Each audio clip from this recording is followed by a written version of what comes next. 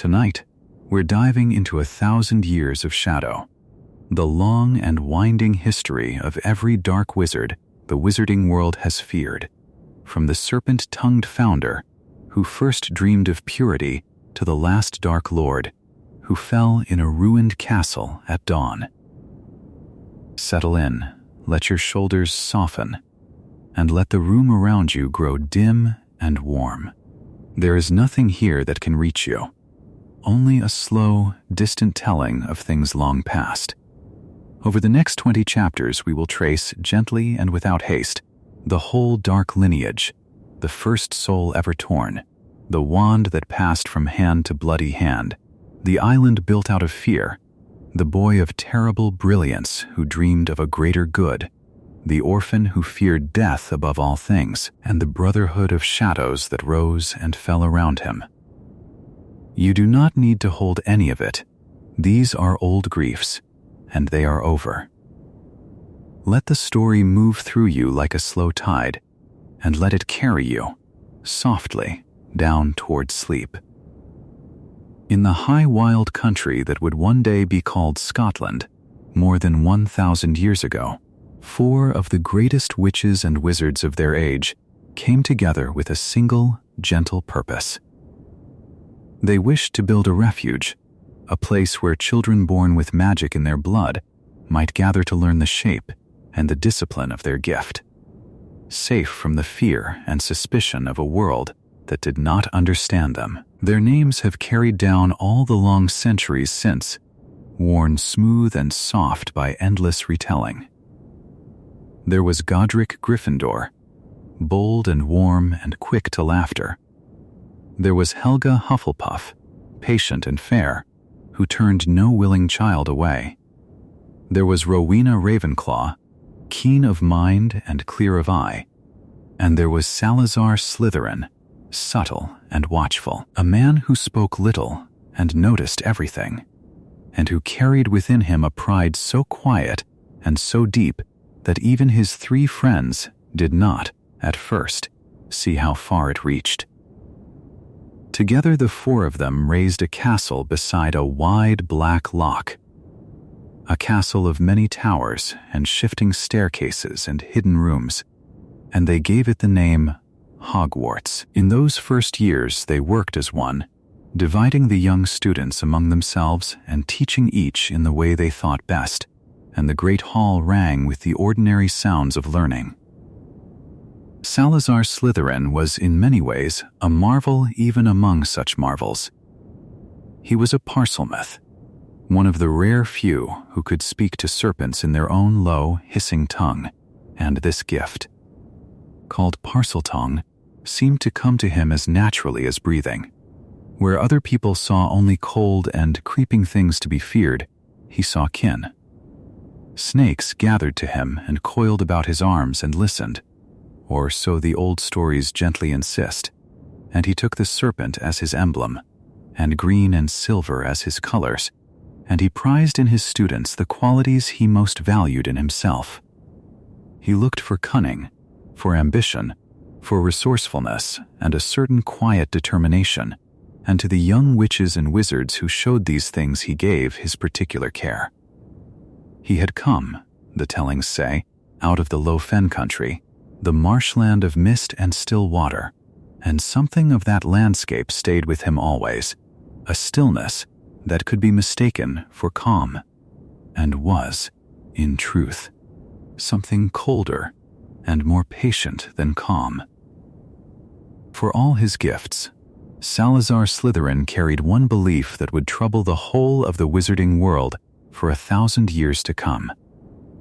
He held that magic was a precious inheritance, a treasure to be guarded, and that it ought to be taught only to those children who came from families that had been magical for generations. He wished the school to be more selective in the students it welcomed. He disliked and distrusted those whose parents had no magic at all, the children the wizarding world would in time learn to call Muggle-borns, and he did not think them worthy to share in the secrets that Hogwarts kept. Where Helga Hufflepuff would take any child who wished to learn, And Rowena Ravenclaw looked only for a hungry and searching mind. Salazar Slytherin looked first at the blood, at the long lines of ancestry, and turned his face away from those he judged impure. It was a fear dressed up as prudence, and a pride dressed up as care, and it is the first shadow in this long history, the seed from which so much sorrow would slowly grow. For a while, the four founders held together despite it, as friends often do, letting the disagreement rest unspoken between them. But such a belief does not lie quiet forever, and as the years passed, it hardened in Salazar Slytherin into something like a demand. Of all the founders, it was Godric Gryffindor who stood most directly against him. Gryffindor was warm where Slytherin was cold, open where Slytherin was guarded, and he could not accept the idea that a child should be shut out from learning for the accident of birth. The two men had once been the closest of companions, bound by mutual respect, and it is a soft and sorrowful thing to consider how slowly and how surely that friendship wore thin. Their conversations grew cooler. Their silences grew longer. What had begun as a difference of opinion deepened, over long seasons, into a serious quarrel, until at last the disagreement over the students admitted to the school broke open between them like a crack running through old stone. It was during those late and bitter years, while the argument still simmered and before it reached its end, that Salazar Slytherin did the thing that would outlast him by centuries. Quietly, and without the knowledge of the other three founders, he built a hidden room deep beneath the castle, a chamber sunk far below the lock and the foundations, reachable only by those who shared his own strange gift of speaking to serpents. This was the Chamber of Secrets, and within it he left a guardian, a monster of terrible age and terrible power, a great serpent of the kind the world would come to name a basilisk, the King of Serpents, whose gaze alone could kill, and whose long life could stretch on for centuries in the dark. He sealed the chamber and its sleeping monster away, and he set upon it a condition as patient as he was. The chamber would remain closed, he intended, until such a day as his own true heir should come to the school. That heir alone would be able to open it, to wake the creature within, and to use it, so the old accounts say, to purge Hogwarts of all those students he had deemed unworthy to study magic. It was a cruelty laid down in stone and left to sleep, a fear made flesh and hidden in the deep, waiting with the endless patience of something that has all of time to wait. But that day did not come in Salazar Slytherin's own lifetime.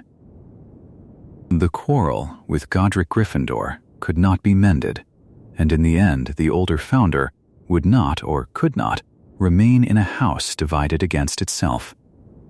And so Salazar Slytherin left Hogwarts. He gathered whatever he cared to carry and departed the castle he had helped to raise, leaving his three companions to carry on the school without him, and leaving behind, unknown to them, the sealed chamber and its slumbering monster far below.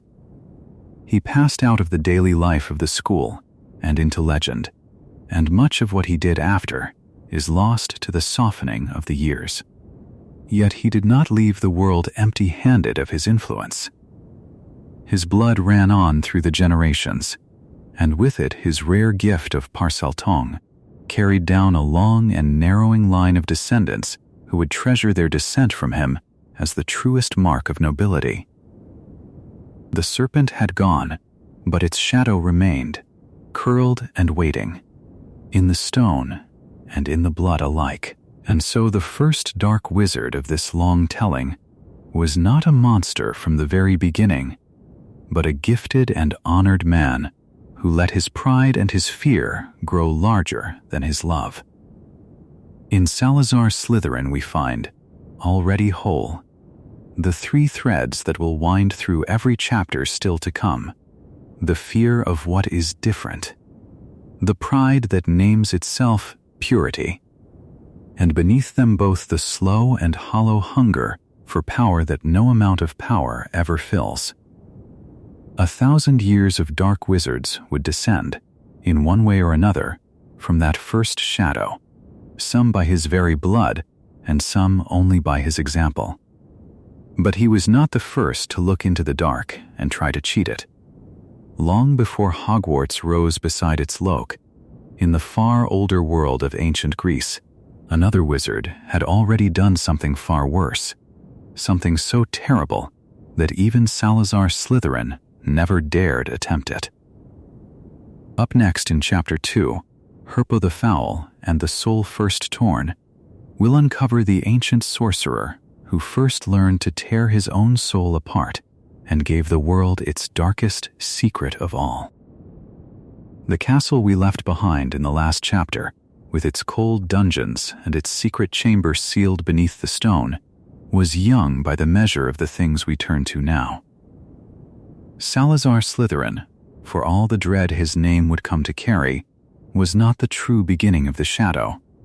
He was an inheritor. The serpent tongue he prized so highly, the dream of a bloodline kept pure and unmixed, the strange willingness to raise a monster in the dark and leave it waiting there for centuries, none of these were truly his own invention. They had reached him already old, handed down the years like a slow cold current running beneath warmer water. And so tonight, we let the story drift further back still, past the founding of Hogwarts, past the long medieval quiet, into the deep and sunlit distance of the ancient world. Back to a name the old histories speak only in a hush. Herpo the Foul. He belonged to ancient Greece, to a time so far behind us that almost nothing of his life survives except the fear attached to his memory. We do not know the color of his eyes or the sound of his voice. We do not know the town that raised him or the hills he walked as a boy. The centuries have worn all of that away, the way the sea wears a stone until only its hardest shape remains. What is left of Herpo is only the outline of the harm he did, and that outline is enough to have kept his name alive for thousands of years, long after gentler and kinder men were forgotten. He is remembered in the way that a wound is remembered, as one of the very first great dark wizards of the wizarding world, and as the author of two evils that would echo down the ages toward the last dark lord of all. Like Slytherin after him, Herpo was a parselmouth. He could speak with serpents, could feel that low hissing language rise in his own throat as naturally as breath, and the snakes of the dry Greek hillsides came to him and understood him and were understood. In a gentler heart, that gift might have been only a curiosity, a quiet wonder shared with the creatures of the grass. In Herpo, it became something else. For there is a kind of mind that looks at every rare and secret power it possesses and asks only what terrible thing might be built from it. And Herpo the Foul had exactly such a mind. He was not content to speak with serpents. He wished to make one that had never existed before. And so he took an egg, a common chicken's egg, and he set it beneath a toad to be hatched, working over it the dark and patient magic that only he then understood. What crept out of that shell was the first basilisk the world had ever seen. It was a serpent, but a serpent grown to monstrous size and monstrous age, green and glistening, with fangs that ran with a venom against which there was almost no cure. And it carried in its yellow eyes the most dreadful gift of all, for the direct gaze of a basilisk brings instant death, and even to meet its eyes by accident, in a reflection or through water, is to fall into a long and helpless stillness. Spiders flee before it. The crowing of a rooster is fatal to it. But loosed upon the unready, it is one of the deadliest creatures ever to move through the wizarding world, and every basilisk that has ever coiled in darkness since. including the one that Slytherin would one day hide beneath his school, traces its bloodline back to that single foul hatching in ancient Greece. Herpo had made a living weapon and set it loose upon the age, and that alone would have been enough to earn his place among the darkest names. Yet the breeding of the basilisk is not the deed for which he is most quietly and most fearfully remembered. For Herpo the Foul turned his mind at last to the oldest fear of all, the fear that no power and no cleverness had ever been able to answer. He turned his mind to death. Every wizard who had ever lived had died in the end, however great, however learned, and something in Herpo could not bear it. He did not wish for a long life, or a healthy one, or a life crowned with honor. He wished simply never to die, and he was willing to do a thing so monstrous that the wizarding world would spend the rest of its history flinching away from the memory of it.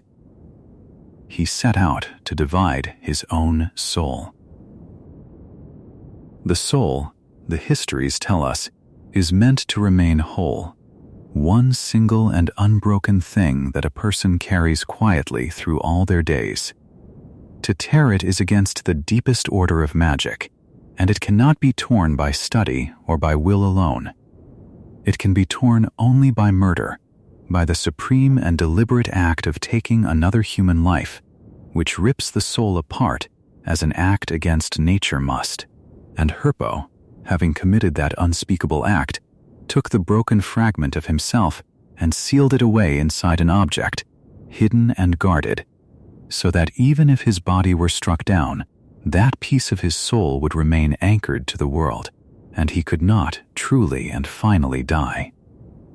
The dark container he made has a name, spoken carefully and rarely even in the worst of the old books. It is called a Horcrux, and Herpo the Foul is remembered as the first wizard ever to make one and survive the making.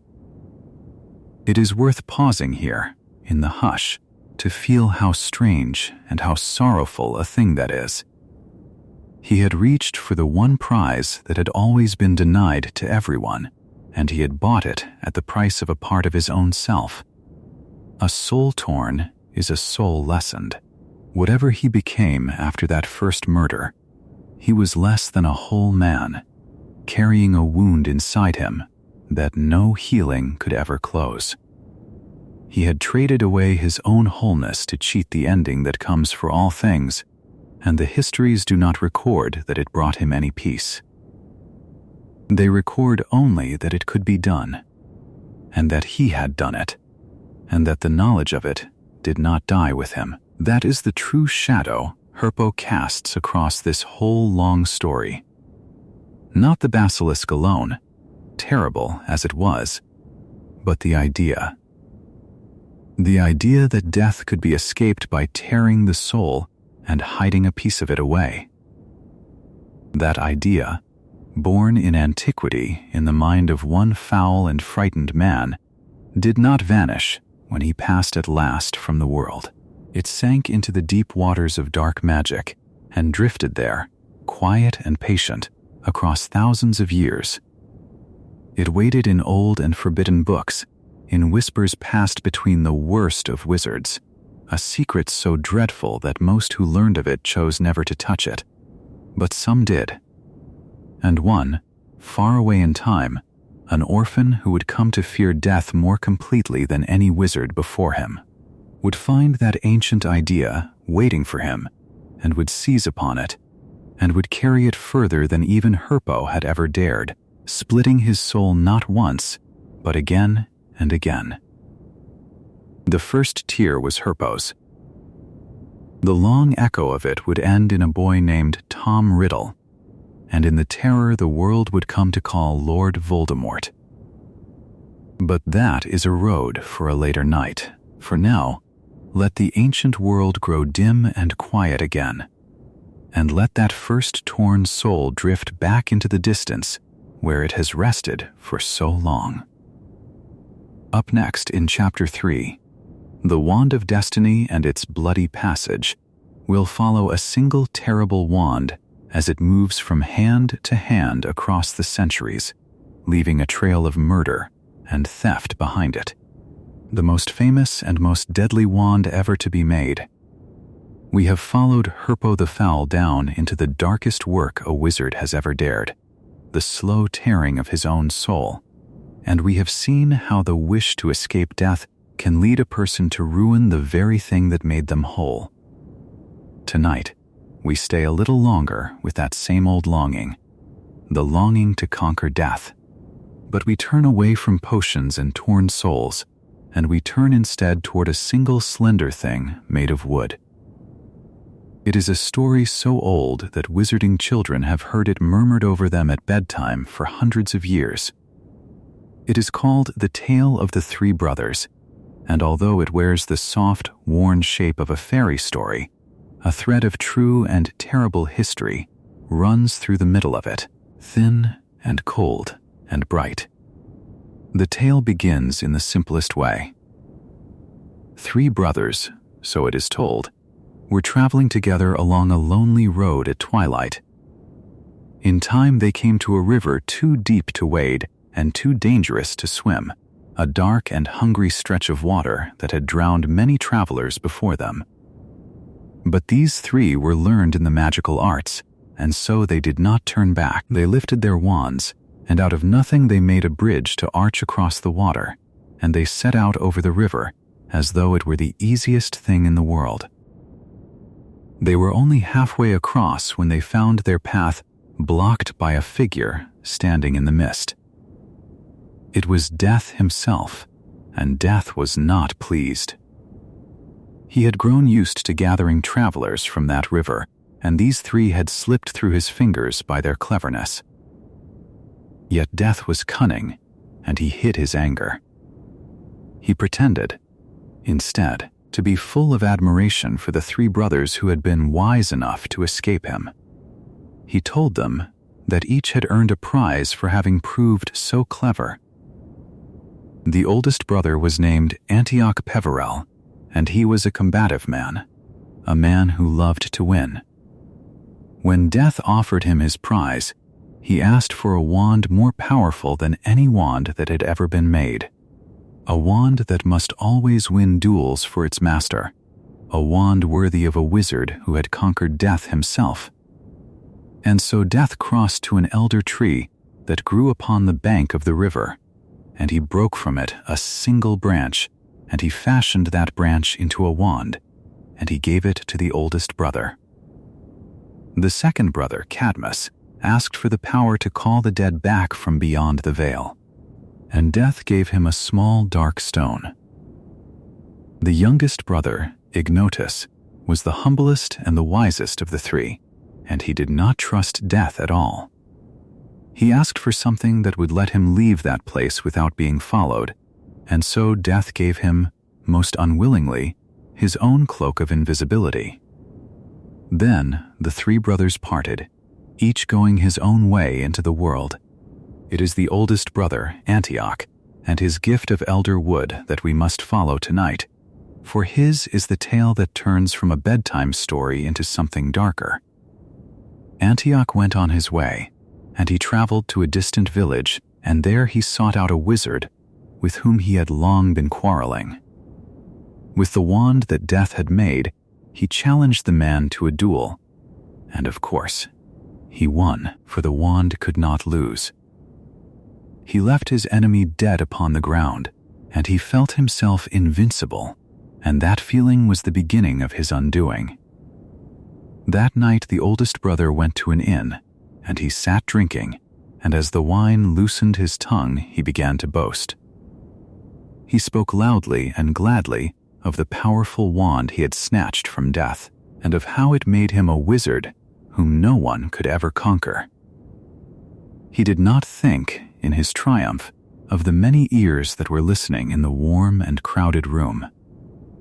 When at last he climbed the stairs and lay down, heavy with wine, he fell into a deep and careless sleep.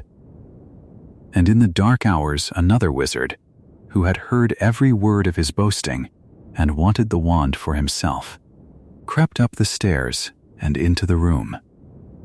He stole the wand from beside the sleeping man, and then, to be certain the wand was truly his, he cut the oldest brother's throat where he lay. And so, the tale says, Death took the first of the 3 brothers for his own, and the wand passed on into other hands. That is where the fairy story ends, and where the true history begins. For there are those who study such things, quiet scholars bent over old and crumbling pages, who believe that the 3 brothers were no invention at all. They believe that the Peverells truly lived, 3 brothers of an ancient wizarding line, and that the youngest brother's cloak and the middle brother's stone and the oldest brother's wand were real objects that went on into the world. And of the 3, it is the wand that leaves the longest and the bloodiest trail behind it. It has carried many names down the centuries. Some have called it the Elder Wand, for the elder wood from which it was cut. Some have called it the Wand of Destiny. And in the darkest corners it has been given a plainer, colder name, the Death Stick, for wherever it goes death seems to follow close behind. The wand carries a curse, though it is not a curse of the ordinary kind, not a hex laid on by some enemy.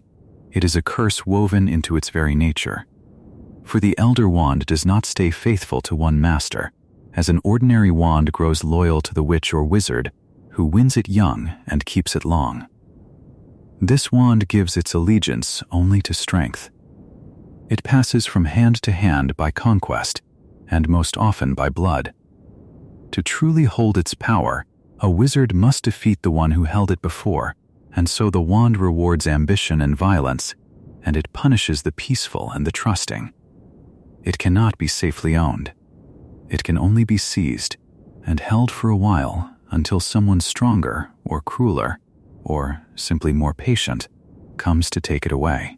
And that, more than any of its power, is why the wand has drawn dark wizards to itself across so many hundreds of years.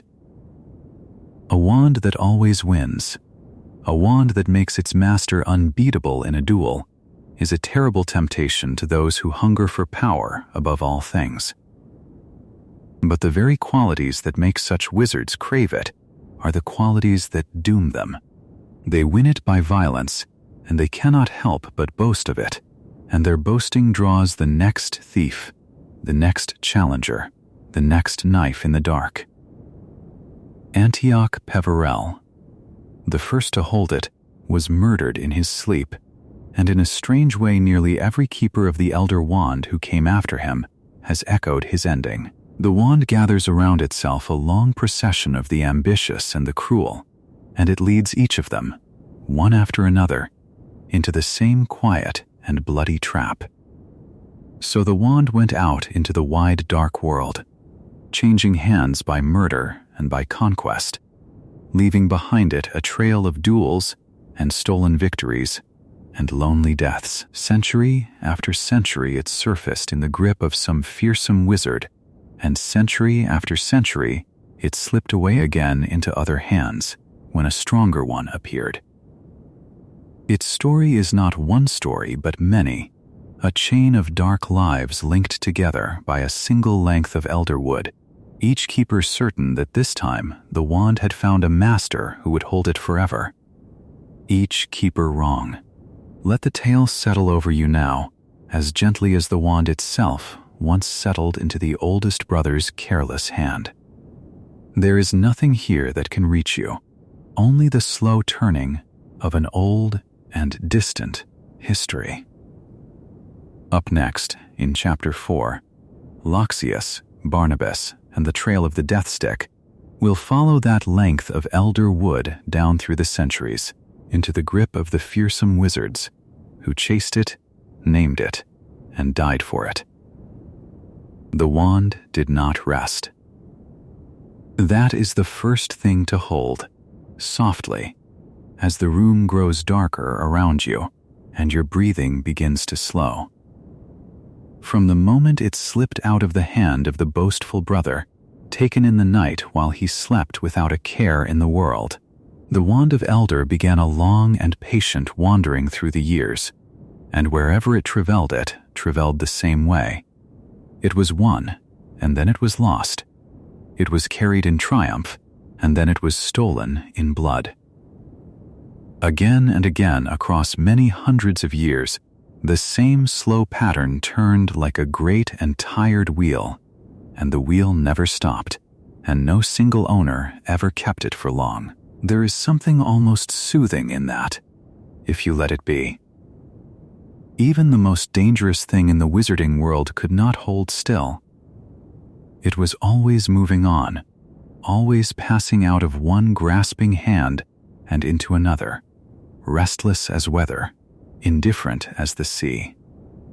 For a great while its trail is only a murmur, a rumor of a wand more powerful than any other, rising here and there in the oldest corners of the world, and then sinking once more out of sight. Wand makers spoke of it in low voices, the way people speak of things they half hope are not true. They gave it names, as though naming a wild creature might somehow tame it. Some called it the Death Stick. Some called it the Wand of Destiny, and wherever it appeared, it was always the same, a plain wand of elder wood with a core unlike any other core in the world, a wand that seemed to make its holder unbeatable in a duel, and seemed, too, to grow quietly restless in whatever hand happened to hold it. The first of its later masters whose name has come down to us with any clearness was a wizard the histories remember as Emeric, commonly called the Evil. He was, by every account, a short-lived and exceedingly aggressive man, one who terrorized the stretch of country that would one day be called the South of England. He fought without mercy and without pause, and for a time the wand seemed to answer him perfectly, for it loves a fighter above all things, and Emeric gave it nothing but fighting. Yet a wand that thrives on combat is a wand that draws combat toward its keeper, and so it was that Emeric the Evil met, at last, a duel he could not win. His conqueror was a wizard named Egbert, remembered by some as Egbert the Egregious, and their fight was spoken of for generations afterward as a thing of terrible spectacle.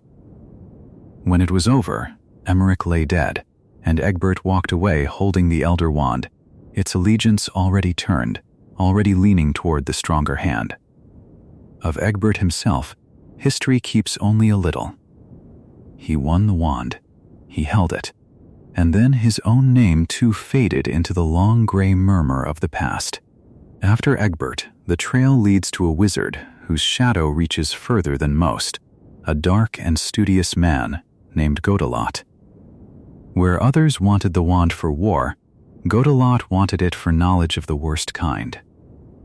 With the elder wand at his side, he set down a book of dark magic so dreadful that it has troubled the wizarding world ever since, a volume called Magic Mosti Evil, whose pages hold spells that decent witches and wizards have tried, for centuries, to forget. In that book, Gaunt wrote of his wand almost tenderly, as a friend, a wicked and subtle friend with a body of elder, that helped him work feats no ordinary wand would perform.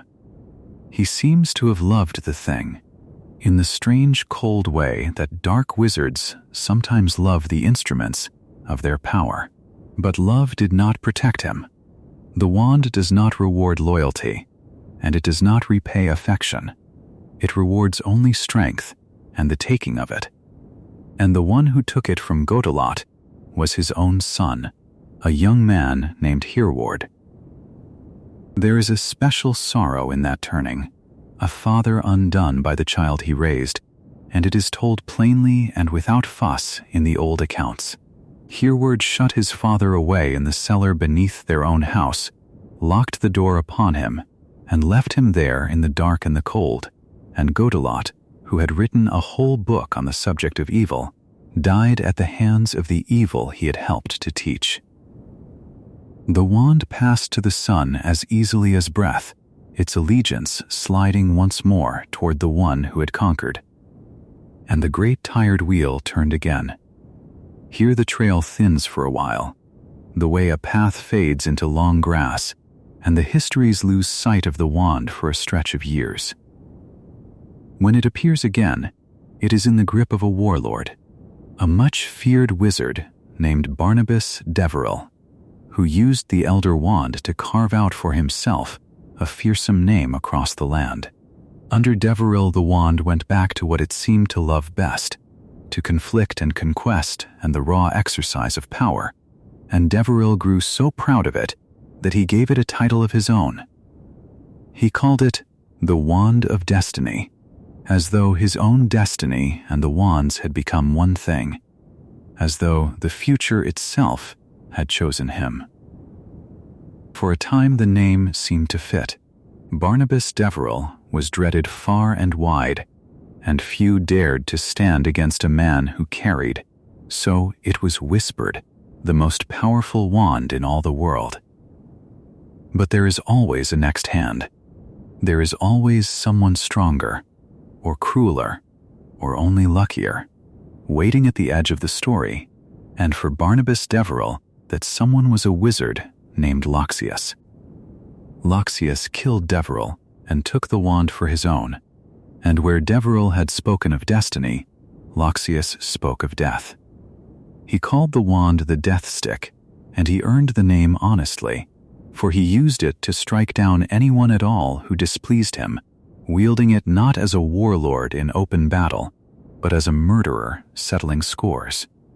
Under Loxias, the Elder Wand grew soaked in a kind of everyday killing, and its dark fame spread wider still, until the very whisper of the Death Stick was enough to make people fall silent in the corners of taverns and turn to look at the door.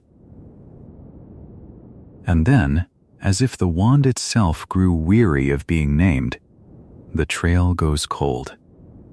For no one has ever been certain who killed Loxias, or how, or why.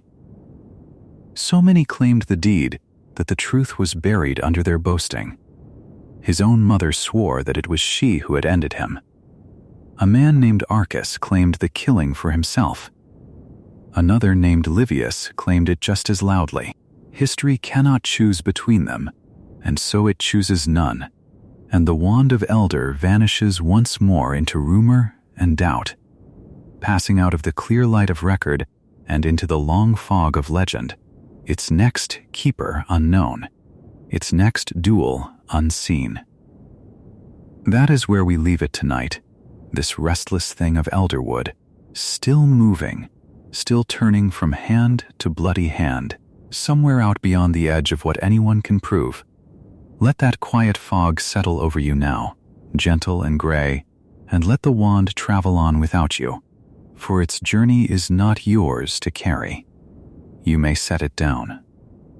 Its long trail of names, the Death Stick and the Wand of Destiny, Emeric and Egbert, Godelot and Hereward, and Deverell and Loxias, may drift away like mist off cold water, leaving nothing behind but the slow sound of your own breathing in the dark.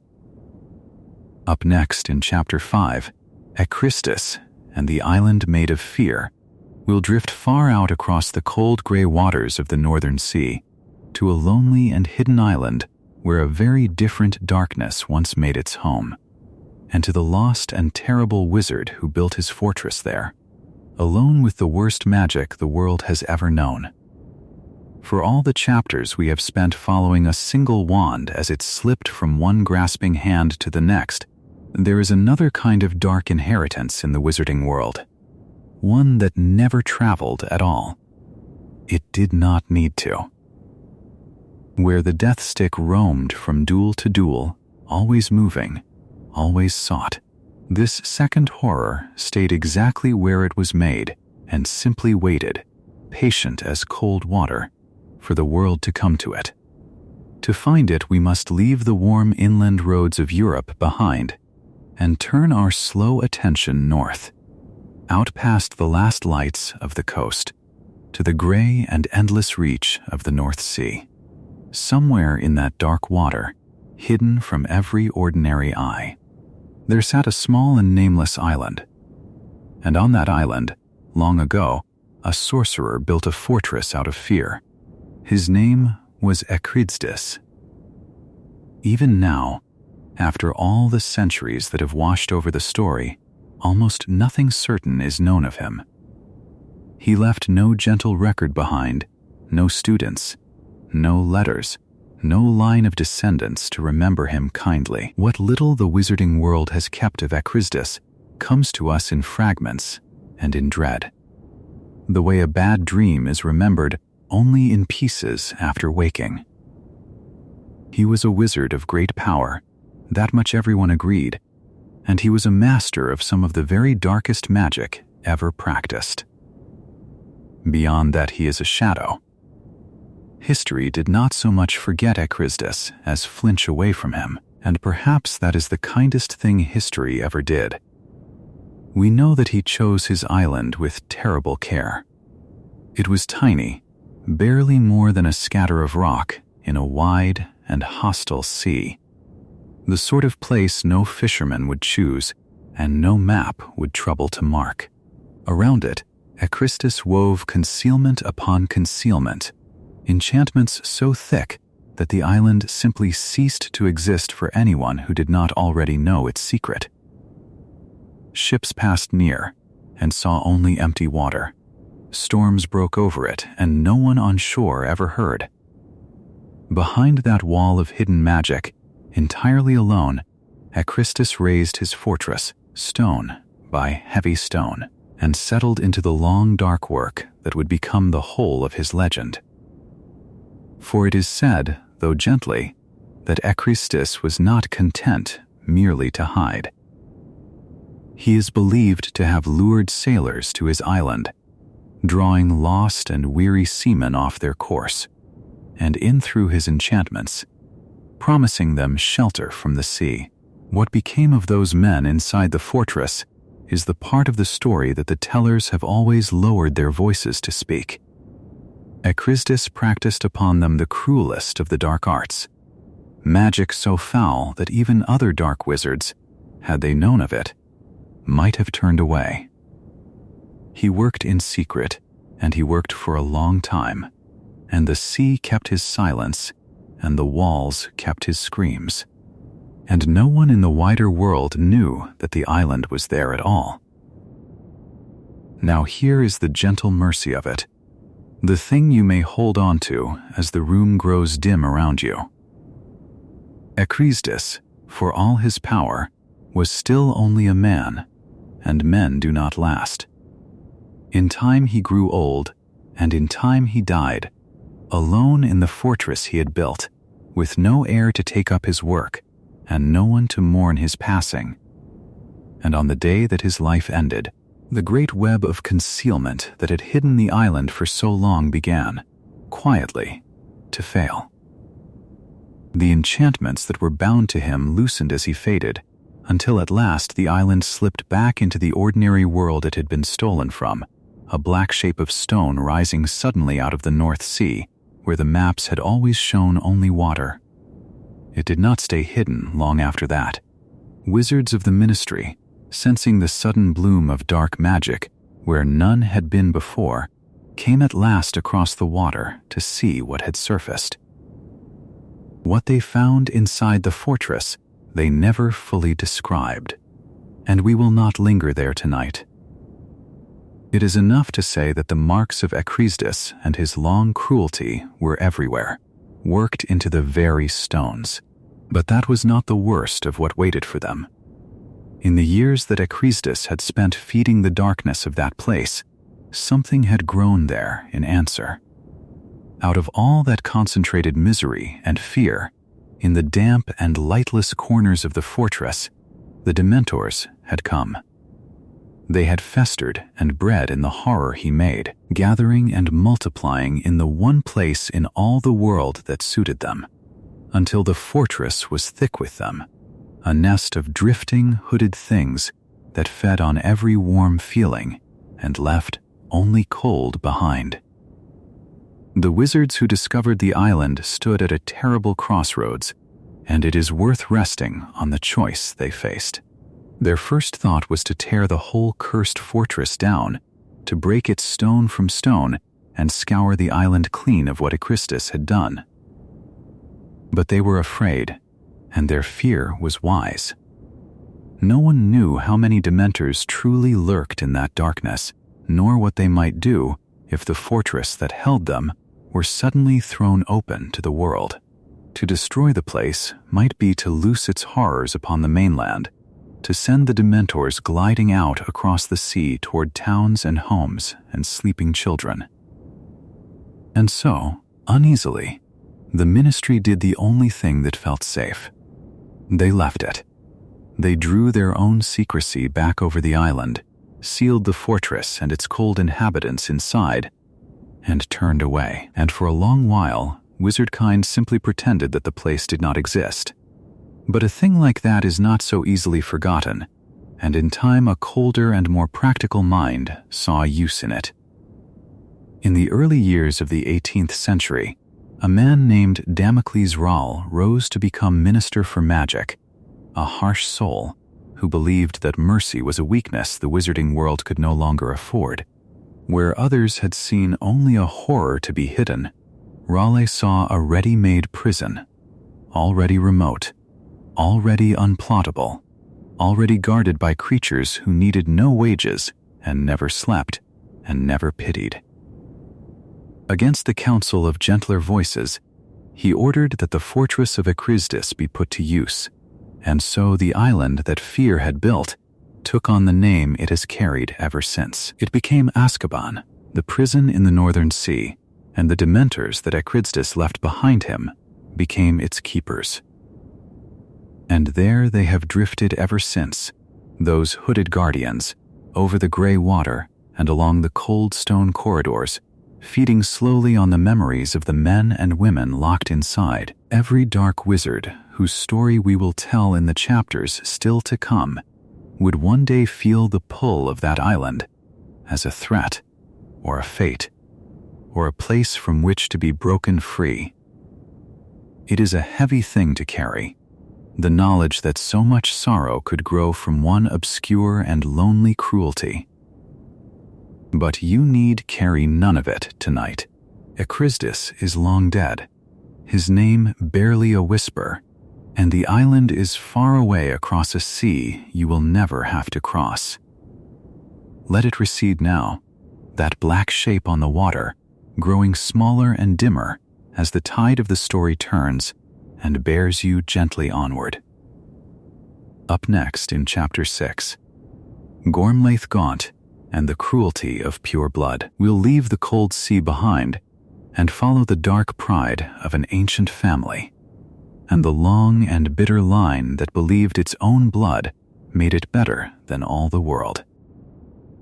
From that cold island far out on the northern sea, where fear itself had been built into the stone, the story now turns south and inland, toward a green and gentle valley in the west of Ireland. There is no fortress here, no black tower, no cloud of despair hanging over gray water. There is only a small stone cottage, a low fire in the hearth, and the wide soft hills of County Kerry rolling away into the mist. And yet, in its own quiet fashion, this valley would hold a cruelty as deep and as lasting as any prison ever raised by wizards. For here there lived a witch, whose heart had long ago closed itself against the world, and whose cold pride would one day drive a frightened girl across an entire ocean. Her name was Gormlaith Gaunt, and she belonged to a family that would echo through this whole 1,000-year tale like a slow, mournful bell. The Gaunts were descended, they never tired of remembering, from Salazar Slytherin himself, that first shadow whose name we spoke many nights ago at the very start of this story. Down the long centuries, the blood of Slytherin had passed from parent to child, and with it had passed something colder than blood, a conviction, fierce and unbending, that magic belonged only to the old pure families, and that those who mingled with Muggles betrayed everything worth keeping. The Gaunts held to this belief the way a drowning person holds to a rope, and it was very nearly all they had left. For though their pride was vast, their fortune had dwindled and dwindled, until in the end, they were poor in almost every way a family can be poor, save in the fierce and useless conviction that they were better than everyone around them. Gormlaith was, in her time, among the fiercest of them all. She had grown up steeped in the old grievances, and she carried them without softening as the years went by. She had a sister, once, named Rhiannoch, and here the story turns tender and terrible at the same time, because Rhiannoch did not share her sister's coldness. Rhiannoch fell in love with a wizard named William Saye, a kind and gentle man descended in his own turn from the famous Irish witch called the Morrigan, a witch remembered for taking the shape of a crow. William and Rhiannoch settled together in the valley, and they made a home there, and they had a daughter whom they named Iseult. And the great sin of that little family, the sin that Gormlaith could not forgive, was simply this: they were kind to their Muggle neighbors.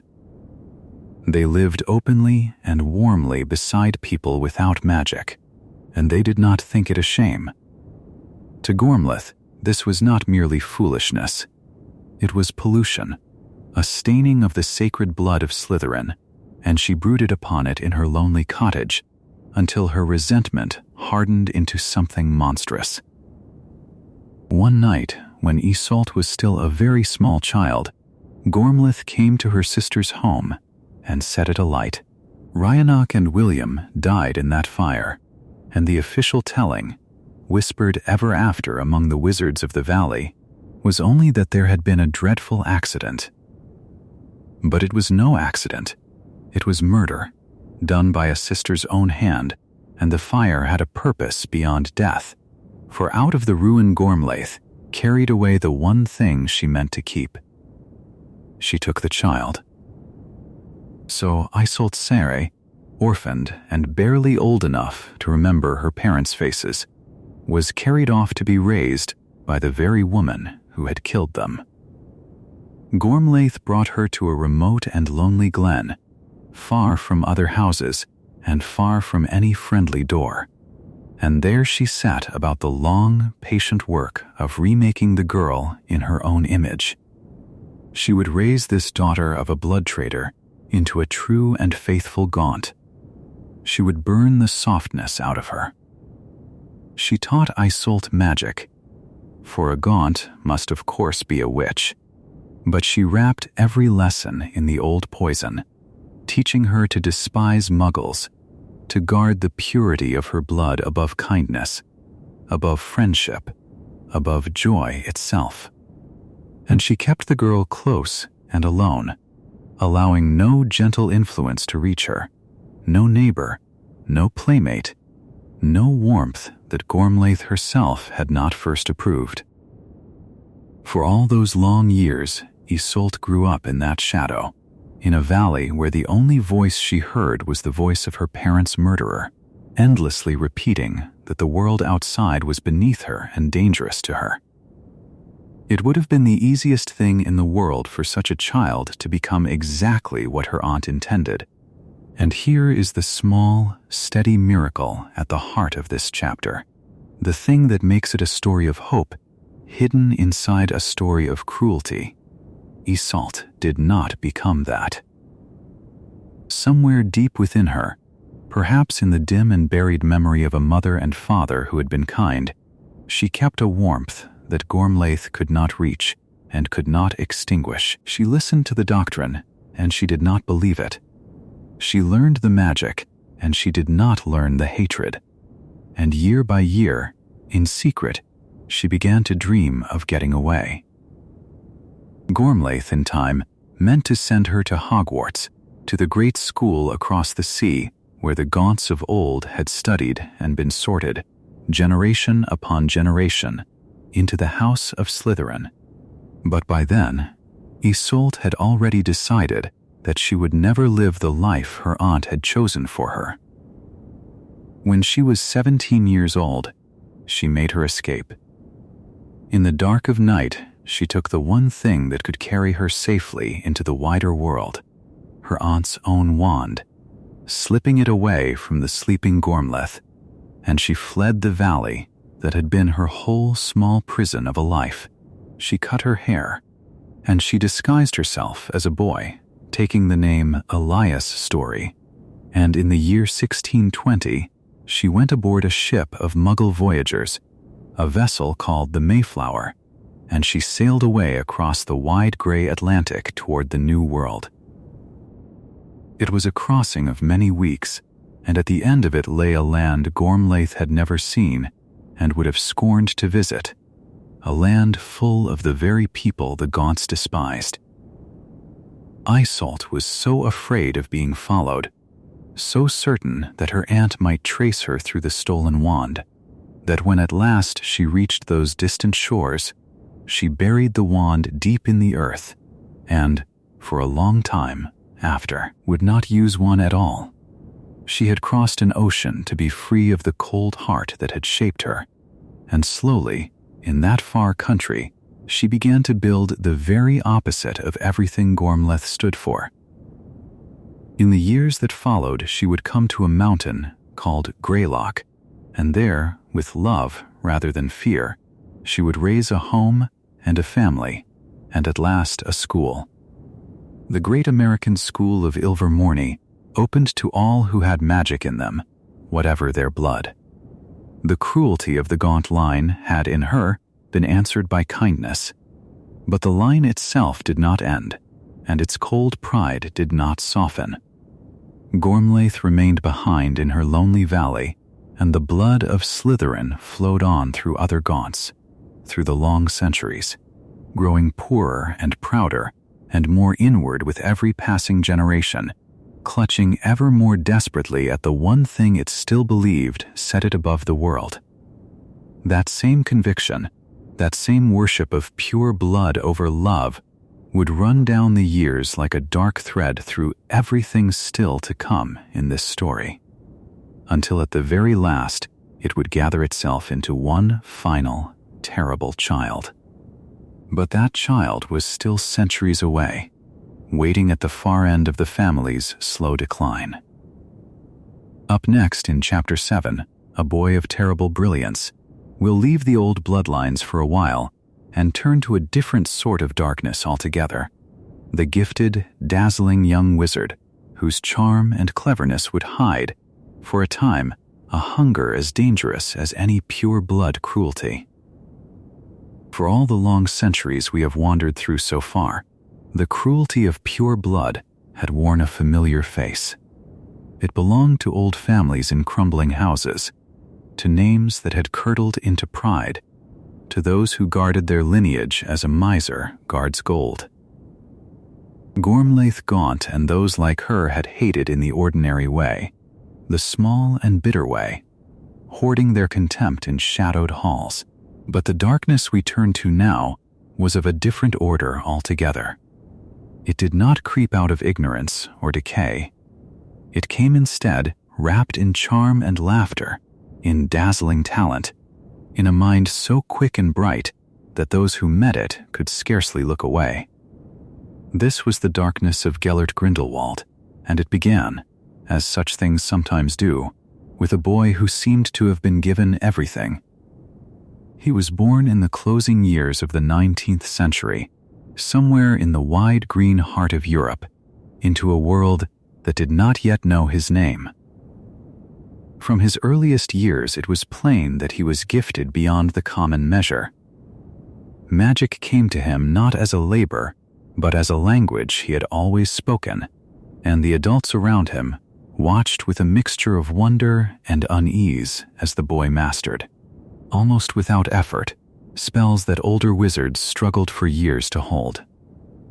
He was handsome in a way that turned heads, with fair hair and eyes that some remembered as strangely merry. He could be gentle when he wished, and generous and funny, and there was in him a warmth that drew others close. Yet underneath the warmth ran something cooler and older, a hunger that had no bottom. And it would be many years before the world understood what that hunger truly was. When he came of age for schooling, he was sent to Durmstrang Institute, that great fortress of learning set far to the north, in a cold and misty country whose exact place upon the map its masters had always kept secret. Durmstrang was unlike the gentler schools of the wizarding world. It did not shy from the dark arts as others did. It taught them openly, believing that power was better understood than feared, and its halls had produced more than one wizard whose gifts had turned to shadow. For a boy such as Gellert, it must have seemed less a school than a promise. Here, at last, was a place that would not hold him back. And he did not disappoint it. Within those gray stone walls he rose swiftly to the front of every class, outshining boys who had been born to famous families, dazzling his teachers with the reach and daring of his mind. He read what others feared to read. He asked what others feared to ask. Where his classmates learned their lessons and set them down, he took each one apart and looked for what lay beneath it, always pressing further, always reaching for the edge of what magic could be made to do. His teachers, for a time, forgave him a great deal, for genius has a way of buying pardon, and none of them wished to be the one who dimmed so bright a flame. But it was not only power that drew him. Somewhere in those years, the young wizard fell under the spell of an ancient story, and it took hold of him as nothing else ever would. It was the legend of the Deathly Hallows, 3 objects said to have been made in the deep past, 3 treasures that together would make their master the conqueror of death itself. There was a wand that could not be beaten in any duel, passing down the centuries in a long trail of theft and blood. There was a stone that could call the dead back from wherever the dead had gone, and there was a cloak that could hide its wearer from every eye, even the eye of death. To most who heard it, the tale was a child's fable, a thing for firelight and nothing more. But Gellert did not hear it as a fable. He heard it as a map. He took for his sign the mark of the Hallows, a simple figure of a line, a circle, and a triangle drawn all together, and he wore it as others might wear a family crest. Before he left the north, he is said to have carved that symbol deep into a wall of the school, where it remained long after he had gone, a small dark riddle for younger students to puzzle over in the years that followed. For him it was more than an emblem. It was a creed. He had begun to believe that death was not a fate to be accepted, but a problem to be solved, and that he, of all the wizards who had ever lived, might be the one to solve it. Yet a hunger like his could not be fed by study alone. As the years at Durmstrang passed, the young wizard's curiosity slid by slow degrees into something darker and more perilous. He began to experiment, and his experiments were not the careful trials of a scholar but wild and twisted things, reckless with the safety of others. Bent upon powers that ought to have been left alone. Even in that hard place, where the dark arts were part of the daily lessons, there came a point past which the masters would not follow him. What exactly he did in those final days was never fully told, and perhaps it was better so. It was enough that it went too far. His experiments turned so dangerous, so nearly deadly to those around him, that the very school which taught the dark arts could no longer keep him within its walls. And so, at the age of 16, the most brilliant student Durmstrang had seen in living memory was expelled. It was a strange and telling thing that a school so willing to walk in shadow should cast him out for walking too far into it.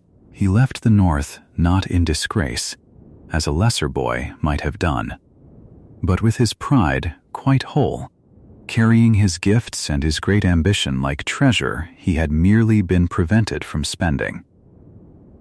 The world beyond the fortress lay open before him. And he was young, and he was certain, and he believed with all his heart that he was meant for something vast. For a little while he wandered, and then he came at last to a small and peaceful place that could not have seemed further from his grand designs. It was the village of Godric's Hollow, a quiet corner of the English countryside where wizarding families lived hidden among their ordinary neighbors, and where the church bells rang out over a sleepy graveyard. There lived his great-aunt, an elderly and kindly woman named Bathilda Bagshot, who was known and loved throughout the magical world as a historian of rare gift, the author of the very book from which generations of young witches and wizards would one day learn their history. Bathilda took the boy in gladly, as an aunt will, seeing only her clever great-nephew come to stay, and knowing nothing of the fire that burned behind his charming eyes. She could not have guessed what she had brought into her village, for in that gentle place among the quiet lanes and the old gray stones, the brilliant and ambitious boy was about to meet another young wizard, one every bit as gifted as himself, one whose loneliness and grief would answer his own strange dreams. Two great minds were about to find each other in the long light of a country summer, and for a season they would dream together of remaking the whole of the world. The village slept on around them, unknowing, and the story that had begun with a gifted child in a far northern fortress was about to become the story of a friendship that would shake the earth. Up next in Chapter 8, For the Greater Good, we'll uncover the summer that joined Gellert Grindelwald to a young Albus Dumbledore, the beautiful and dangerous idea they built between them, and the quiet sorrow that would one day bring it crashing down. When the boy of terrible brilliance left the cold halls of Durmstrang behind him, expelled at last for experiments too twisted even for that shadowed school, he did not go far into the wide world. He went instead to a small and quiet village in the west of England, a place of low stone cottages and leaning graves, of hedgerows and slow chimney smoke. The village was called Godric's Hollow. There lived his great-aunt, an elderly and kindly historian named Bathilda Bagshot, who had written the great history of magic that generations of children would one day read. She took the young Gellert Grindelwald into her home that summer, the summer of 1899, and thought, perhaps, that the peace of the place might soften him. She could not have known that in the same small village there waited another young man, and that the meeting of those two would change the shape of the world.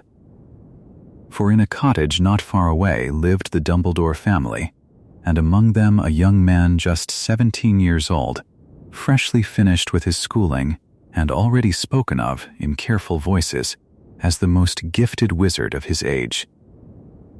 His name was Albus. He had left Hogwarts crowned with every honor a boy could carry, his mind quick and deep and hungry, his future stretching before him bright as a lit corridor. And then, in a single stroke, that future had closed. His mother, Kendra, had died suddenly at home, killed by an accident of magic none of them could speak of easily, and Albus had come back to Godric's Hollow, not to rest, but to stay. For there were his two younger siblings to think of now, his brother, Aberforth, and his sister, Ariana, and someone had to remain and hold the household together. Ariana was the secret and the sorrow of that house. When she was only 6 years old, 3 Muggle boys had seen her doing a small piece of magic over the garden hedge, as young witches sometimes do without meaning to. Frightened by what they had seen, the boys had seized her and tried to make her do it again, and when she could not, when the fright locked the magic inside her, they had hurt her badly. Something in the child broke that day and never quite healed. Her magic, ever after, was a wild and frightened thing, turning inward, breaking out at times in bursts she could not govern. She could not be sent to school. She could not easily be seen. Their father, Percival, had gone after the three boys in a fury of grief and been sent to the wizard prison of Azkaban, where he had died.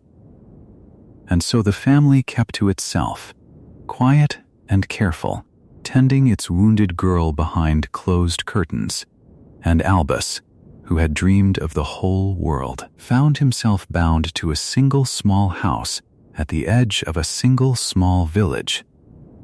Into that stillness walked Gellert Grindelwald. The two young men met, and it was, for both of them, like meeting a mirror at last. Here at last was someone as clever as himself, Albus thought, someone who could follow every leap of his mind and leap on ahead of it. And Gellert found in Albus the equal he had never had, a partner in thought so quick and so daring that the long summer days seemed to catch fire around them.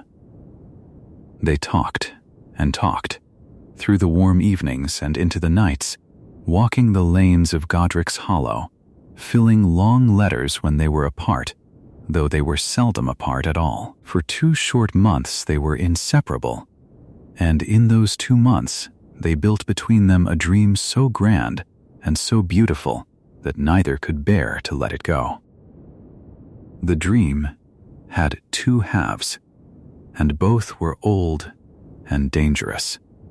The first was the legend Gellert had carried with him from Durmstrang, where he had carved a strange 3-sided sign into the wall as a boy. It was the mark of the Deathly Hallows, the 3 fabled objects said to have been given by Death himself, the unbeatable wand, the stone that could call back the dead, and the cloak that could hide a man forever. Whoever gathered all 3, the old tale said, would become the master of death.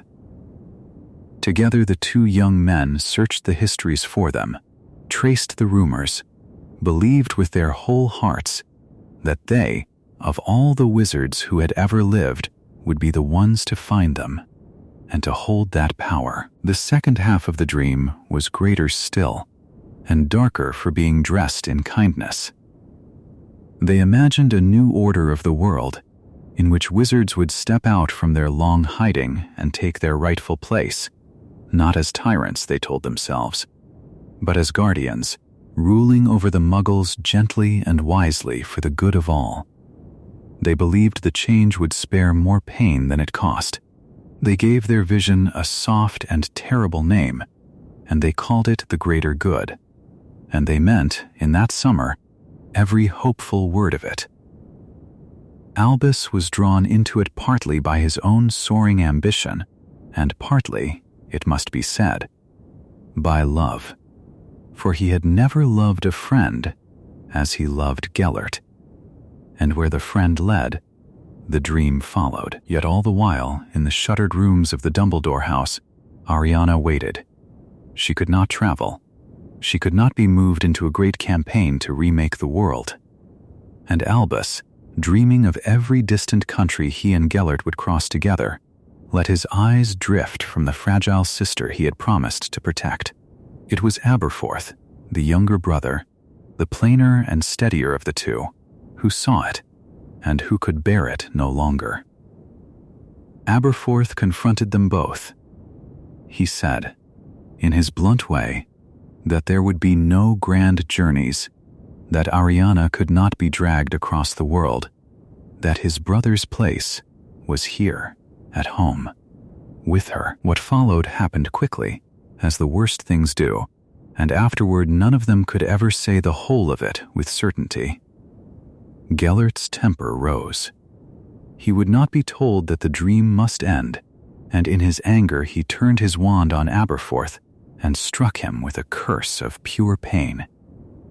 Albus sprang to his brother's defense, and in a heartbeat the summer's beautiful friendship collapsed into a duel, 3 wands flashing in a small room, 3 young men who had loved and quarreled now hurling light at one another.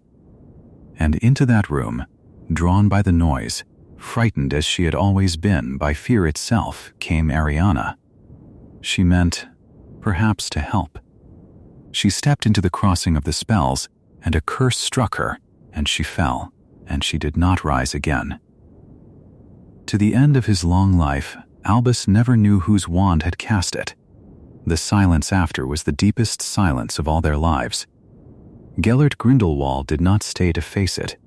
He fled the village that same day, gone from Godric's Hollow as swiftly as he had come, carrying the dream away with him into other lands.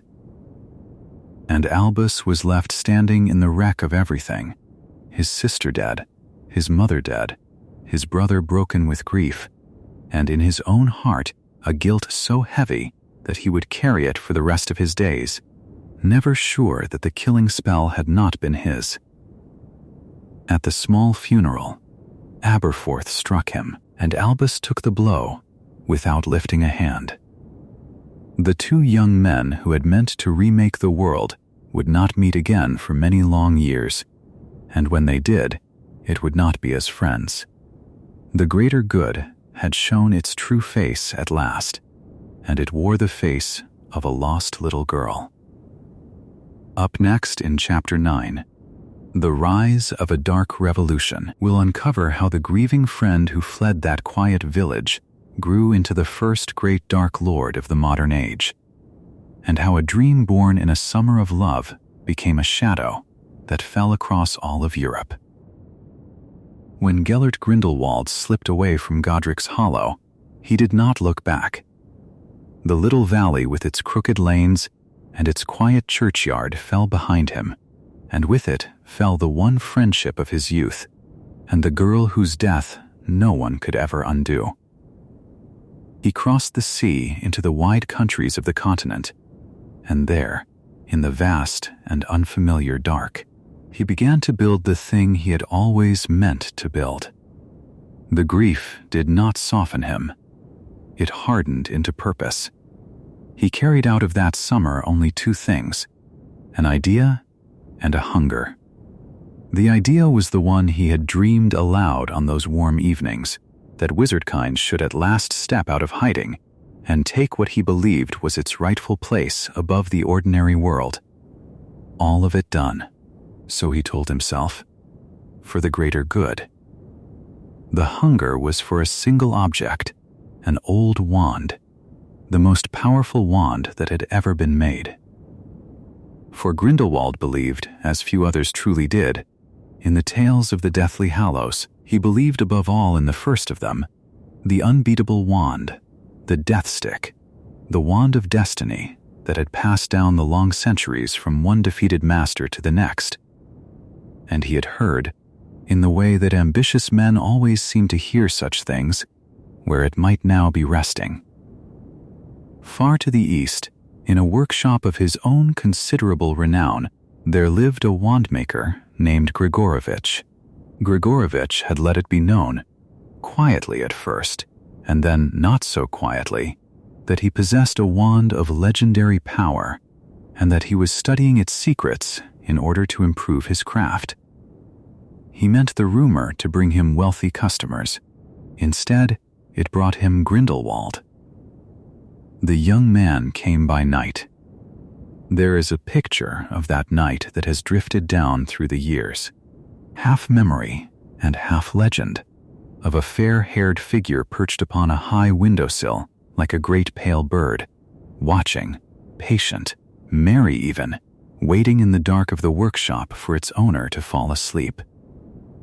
When the moment came, he took the wand and slipped away, and when Grigorovitch woke and gave chase, a jet of light threw the old wandmaker off his feet, and the thief dropped lightly from the sill and was gone into the night, laughing. So the elder wand changed hands once more, as it always had before, not by gift and not by kindness, but by conquest. And now it belonged to one of the most gifted and most dangerous wizards the world had ever known. With that wand in his grip, Grindelwald grew into something far larger than a clever and bitter young man. He became a power. In the years and the decades that followed, he gathered to himself a great many followers, wizards and witches who were dazzled by his brilliance, or seduced by his promise, or simply too afraid to stand in his way. He gave them a banner to march beneath. It was a strange and simple mark, a triangle, and set within it a circle, and drawn through them both a single straight line.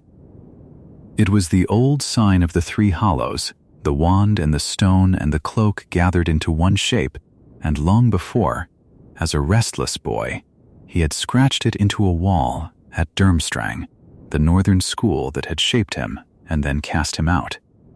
Now that same mark spread outward across the continent, painted upon walls and stitched into dark cloaks, until any wizard who glimpsed it knew at once whose cause it named, and felt a cold thread of fear.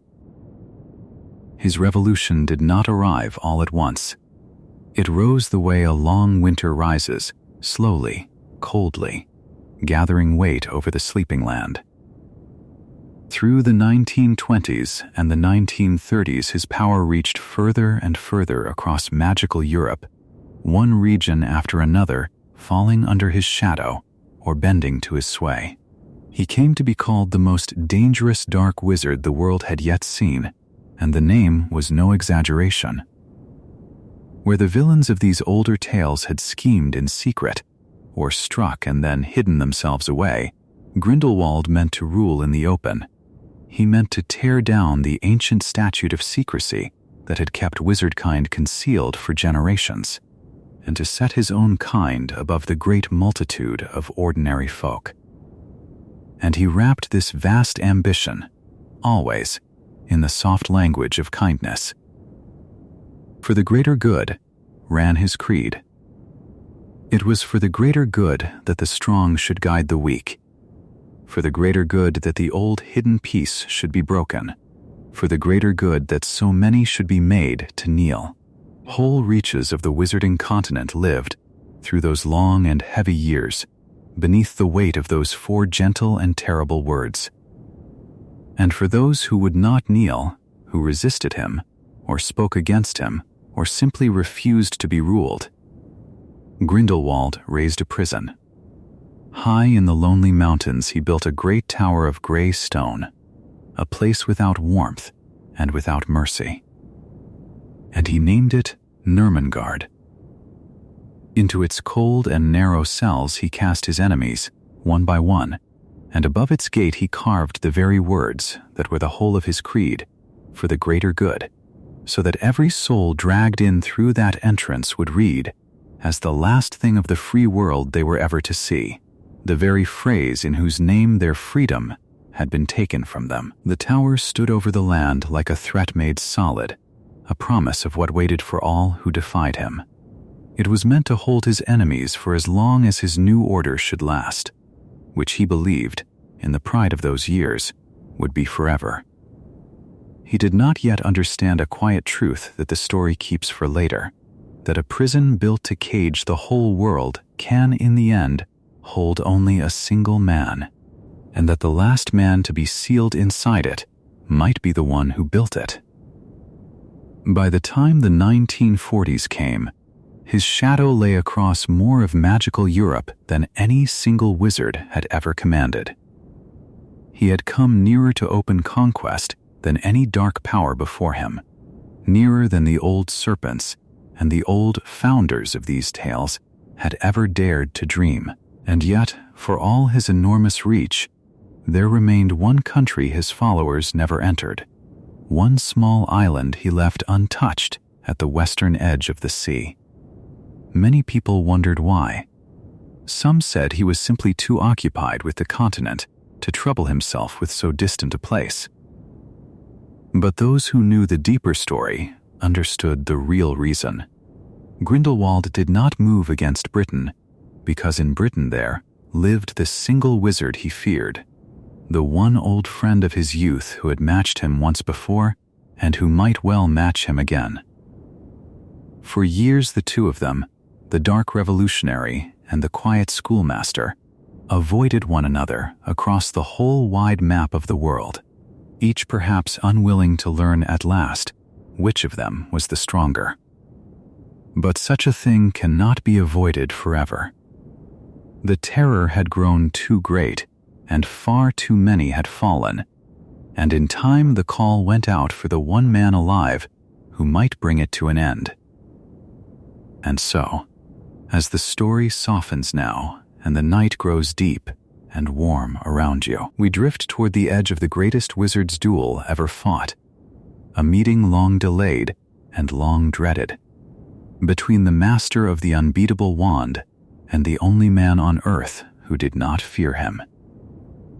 Up next in Chapter 10, the duel of the century will follow those two old friends at last into the same room and watch a reign of terror end where it was always going to end, wand set against wand, in the year that magical Europe held its breath. By the spring of 1945, the shadow that Gellert Grindelwald had drawn across the continent had grown as wide as it would ever grow. For close to 30 years, his revolution had spread from country to country, gathering the willing and the frightened alike, until whole nations of witches and wizards lived beneath the weight of his name. He had built, upon a lonely mountaintop, a great gray fortress of stone, and he had called it Nurmengard. Into its cells he had cast all who dared to stand against him, and above its gates he had carved the words that had once been only a young man's dream, the promise that everything he did was done for the greater good. The world had never known a dark wizard so powerful, and many believed that no one living could hope to stop him. And yet, all this long while, the wizarding world had turned its eyes, again and again, toward a single man. Everyone knew who he was.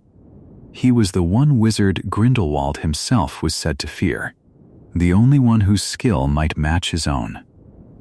His name was Albus Dumbledore. The letters came to him from ministries and frightened families, from friends and strangers across the sea, all of them asking the same quiet, desperate thing. They begged him to go. They begged him to face Grindelwald and end the terror.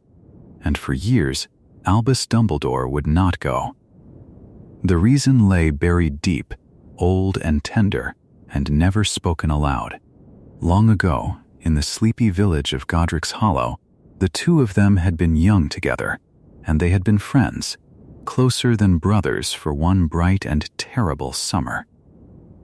They had dreamed the same dreams and spoken of the same golden future, and it was in those days that the very words carved above Nurmengard had first been shaped between them. But their friendship had ended in ruin. A quarrel had risen among three wizards, Albus, his brother Aberforth, and Gellert, and in the confusion of a duel between them a single stray curse had struck down Ariana, the sister Albus loved, a gentle girl who had suffered much and deserved none of it. Grindelwald had fled that very night, and Albus had never known whose wand had cast the spell that killed her. It might have been Gellert's. It might have been Aberforth's. It might, he feared above all things, have been his own. That was the true weight that kept him from the road for so many years. He was afraid. He was afraid that if he stood before Grindelwald at last, he would finally learn the answer to the question he had never dared to ask, and that the answer would be one he could not bear to carry. And he was afraid, too, of something softer and stranger, of what the old affection might still whisper in him when he looked once more upon the face of the friend he had loved and lost. So the years passed, and the shadow lengthened, and Albus Dumbledore taught his lessons, and mourned in silence, and delayed, held back not by any lack of courage, but by fear and by guilt, the two heaviest chains a good man can wear. All the while, Grindelwald grew mightier still, and there was a reason for that beyond his cleverness and his cruelty. He carried in his hand the most dangerous wand ever made, the Wand of Destiny, the Death Stick, the Elder Wand. Years before, he had gone to the workshop of the wand maker Grigorovich, and he had stolen it away, and with it he had won victory after victory, for the Elder Wand was said never to fail its master in a duel. It was this wand, above all, that made him seem invincible, and it was this wand that turned the eyes of the fearful ever back toward the one man who might unmake him. At last the day came when Albus Dumbledore could delay no longer. The suffering had grown too great, the toll of Grindelwald's terror too heavy to be weighed against one man's private dread. Whatever truth waited for him at the end of that road, whatever old love or old grief, he set it aside, and he went. He climbed toward the mountain and the fortress and the friend behind its walls. And so began the meeting that the wizarding world would remember for the rest of its days as the duel of the century. They faced each other in the year 1945, the two greatest wizards of their age, and what passed between them was said to be the most spectacular duel that wizardkind had ever known. There are no ordinary words to hold it. Those few who spoke of it afterward described light that split the sky and forces that shook the very stone of the mountainside, spell answering spell in a contest so swift and so vast that it seemed less a battle between men than a storm between two heavens. And beneath all its fury there ran something quieter and sadder, for these were two who had once been dearest friends, who had once dreamed together of remaking the world, now bound in the last and bitterest argument of their lives. Neither yielded easily. The Elder Wand had never lost, and its master had never fallen. But on that day, against all that Grindelwald had believed of himself and of the wand he carried, he met a power greater than his own. Albus Dumbledore won. Slowly, terribly, and beyond all doubt, he mastered the man who had made a continent tremble, and Gellert Grindelwald was defeated at last. And in that defeat, in the deep and hidden law by which the Wand of Destiny changes hands, the allegiance of the Elder Wand turned quietly away from the wizard who had wielded it so long, and passed instead to the wizard who had beaten him. From that moment onward, the Death Stick belonged to Albus Dumbledore, though he had never sought it for the sake of its power, and never once used it to rule. As for Grindelwald, there was a fitting and sorrowful justice in what became of him. He was imprisoned within Nurmengard itself, the very fortress he had raised as a cage for his enemies. High in its topmost cell, behind the walls he had built and beneath the words he had carved, the man who had dreamed of a greater good was left alone, to sit through the long years with no company but the wind and his own memory. The armies scattered. The followers melted away into silence. The shadow that had lain so heavy over so many lands began, gently, to lift. It was the end of one dark age, and it is a strange and quiet thing to remember that in the world of ordinary people, far below the wizarding wars, a great and terrible conflict of their own was ending in that same year, so that 2 long nights drew to a close together, though few on either side ever knew how near the two had run. In the years that followed, Albus Dumbledore was hailed across the wizarding world as its greatest hero, the wizard who had brought down the darkest sorcerer of the age.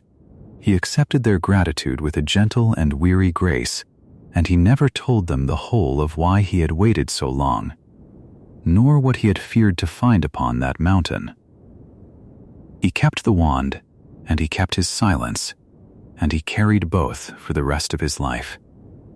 So the fortress fell quiet on its lonely peak, and the prisoner grew old behind its stone, and the Wand of Destiny slept in the keeping of a kind and sorrowful man who wished only that he had never had to win it.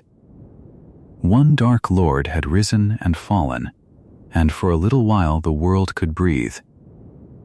But the story of the shadows was far older than Grindelwald, and its deepest root reached back 1,000 years, to a bloodline that still guarded, in secret and in ruin, the last of Salazar Slytherin's line. Up next in Chapter 11, The House of Gaunt and the Last of Slytherin's Line, we'll follow that ancient and broken family down through the long centuries and come at last to the crumbling cottage where a proud and poisoned inheritance waited to give the world its final Dark Lord. While the great duel had drawn every eye to the towering figures of history, another line of dark blood had been quietly guttering out in a hidden corner of England, far from the great halls and the front pages. It asked for no attention, and it received none. Yet from this ruin, from this small and sorrowful house, the last and greatest of all the Dark Lords would one day come. To understand him, we must turn back the years, back before that famous duel, to a place the world had all but forgotten, a place that carried the oldest name of all.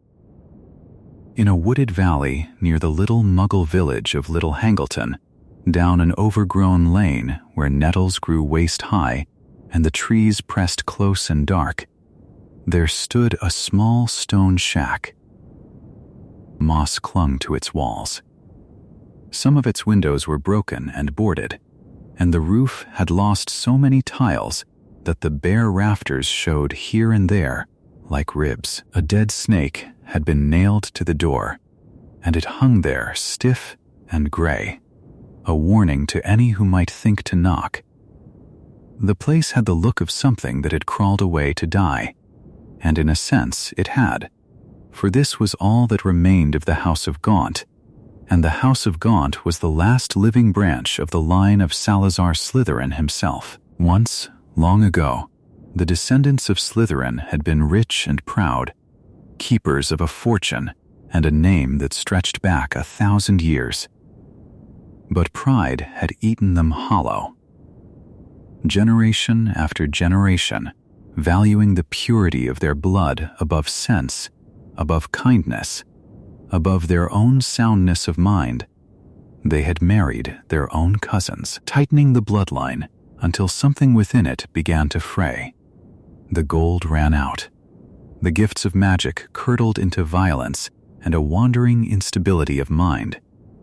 And by the 20th century, all that remained of that ancient greatness was poverty, filth, and a fierce and desperate pride that clung to the family like the smell of the shack itself. 3 of them lived there now. Marvolo Gaunt was the father, an old man with matted hair, few teeth, and small dark eyes that seemed to stare in opposite directions at once. His son, Morphin, was much the same, thick-set and cross-eyed, gentle to no living thing but the serpents he caught and tormented, and able, like all of Slytherin's heirs, to speak the hissing tongue of snakes. And there was a daughter, Merope, a young woman with a plain, heavy face and a dull and frightened gaze, who moved about that filthy house like a cowering shadow, forever flinching from the tempers of the 2 men who ruled her. For all their squalor, the Gaunts held 2 treasures, and they clung to them with a pride that bordered on madness.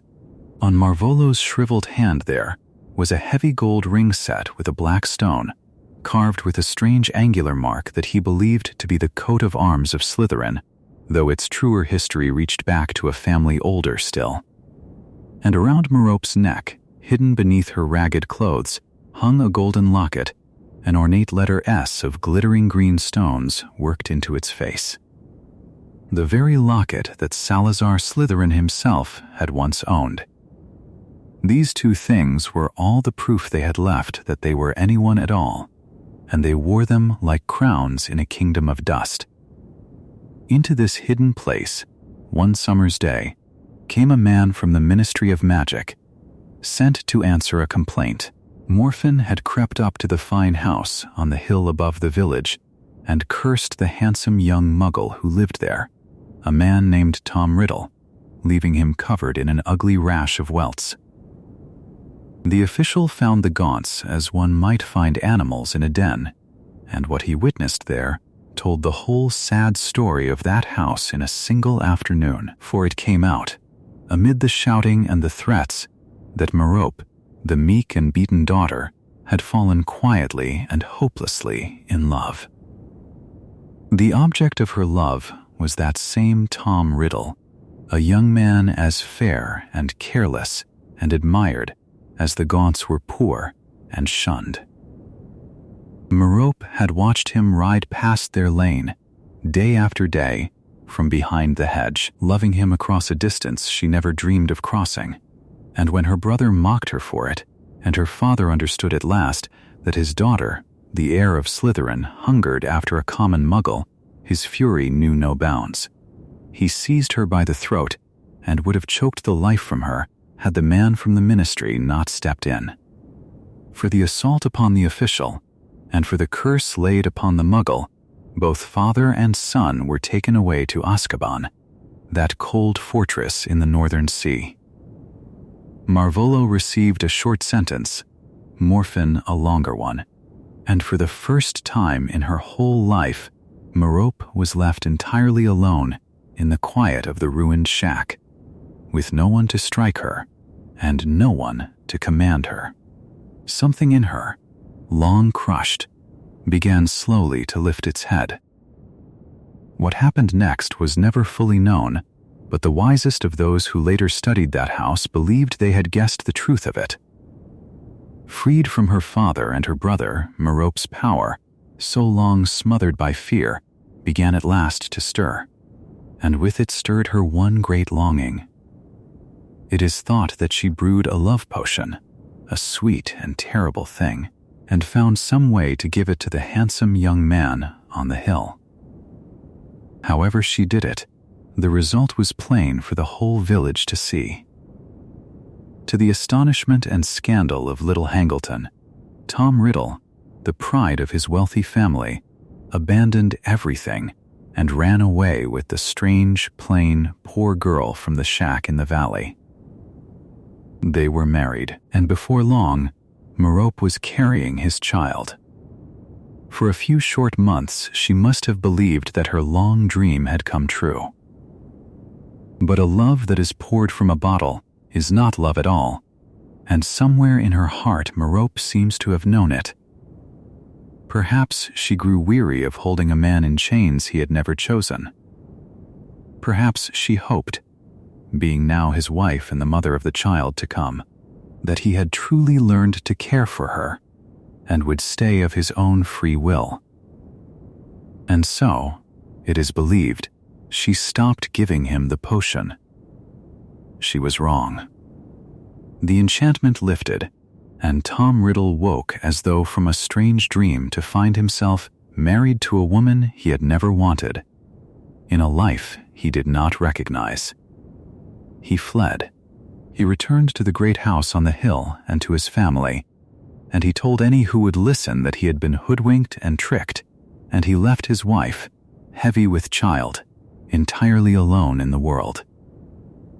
What became of Merope after that was a slow descent into the dark.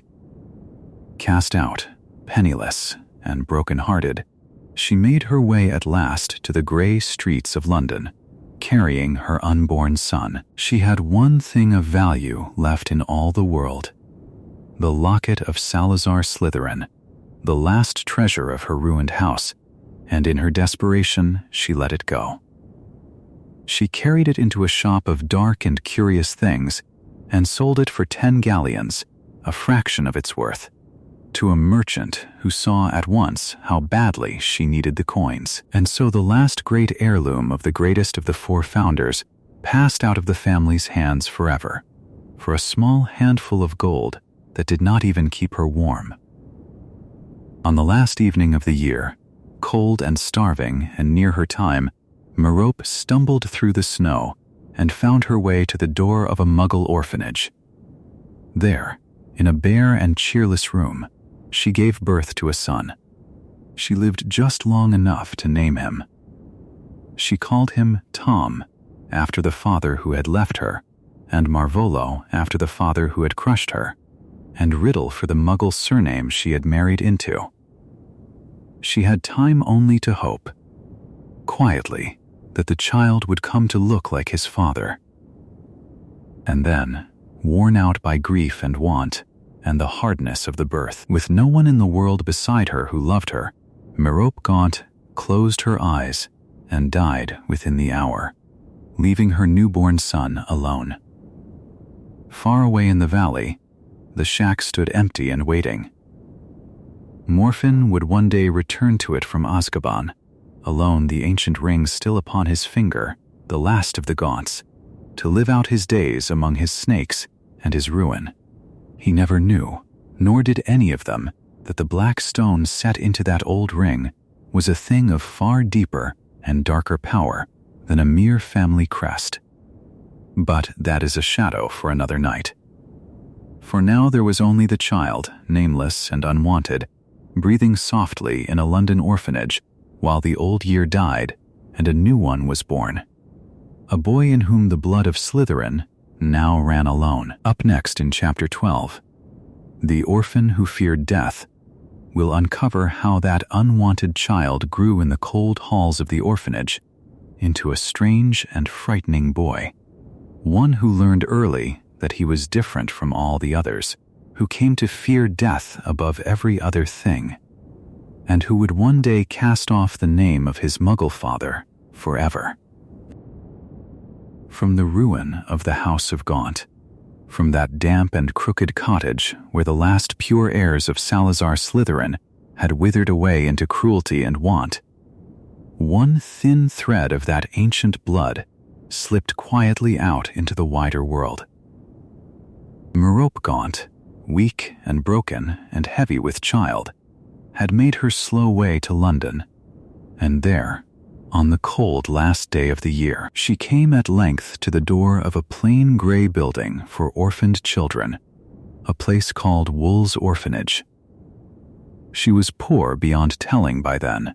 Somewhere along that final journey, she had let go of the one treasure left to her, a heavy golden locket that had once hung about the throat of Slytherin himself, selling it for only 10 galleons to a shop that would never dream of paying its true worth.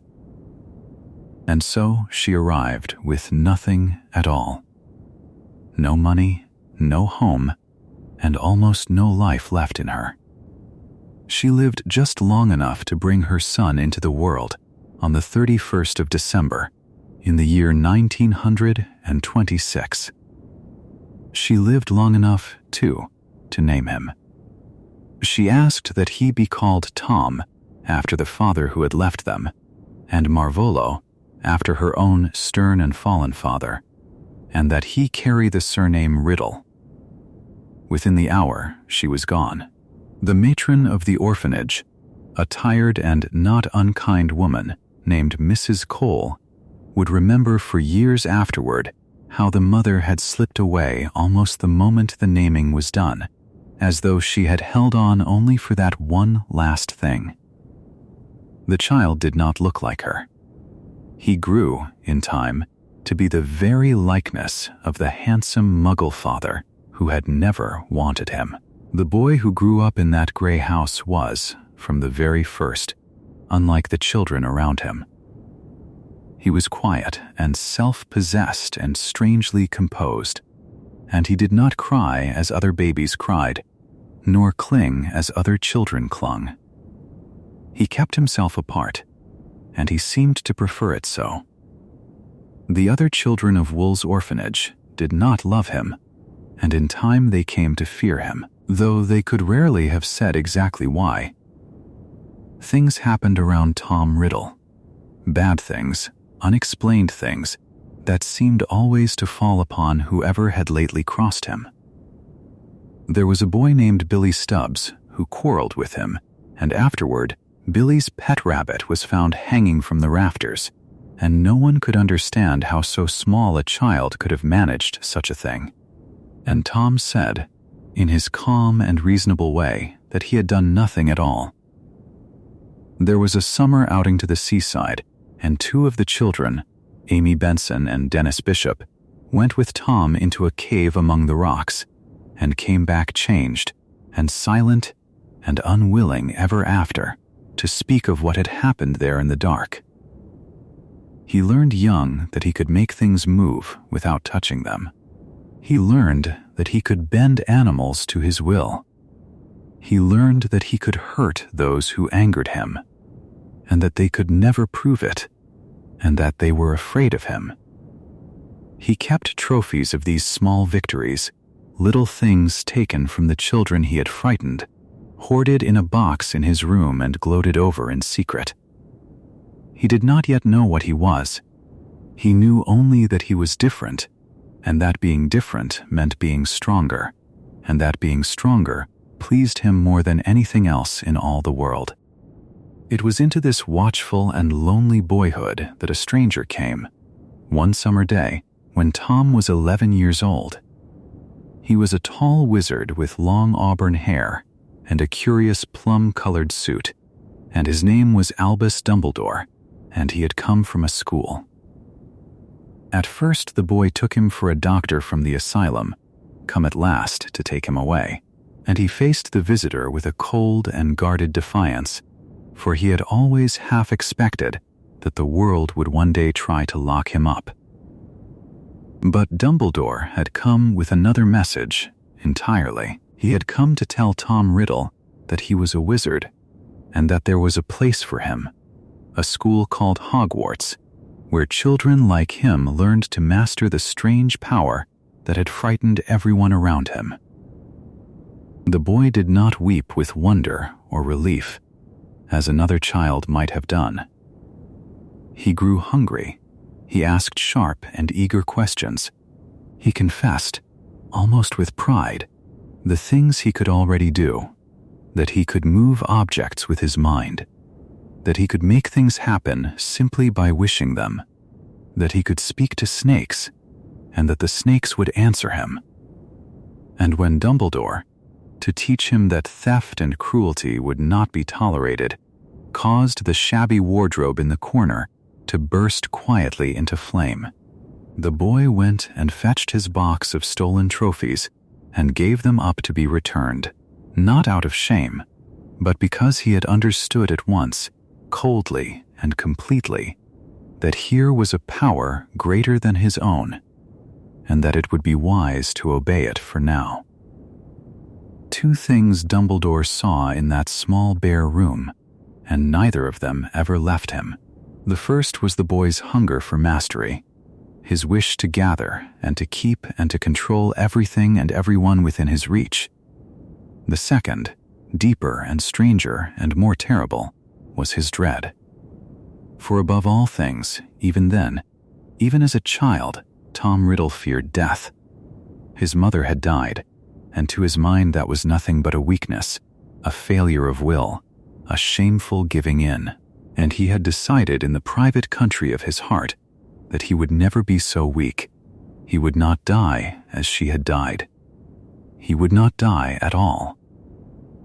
That single fear, quiet and unspoken and buried deep, would in the end shape everything he ever became.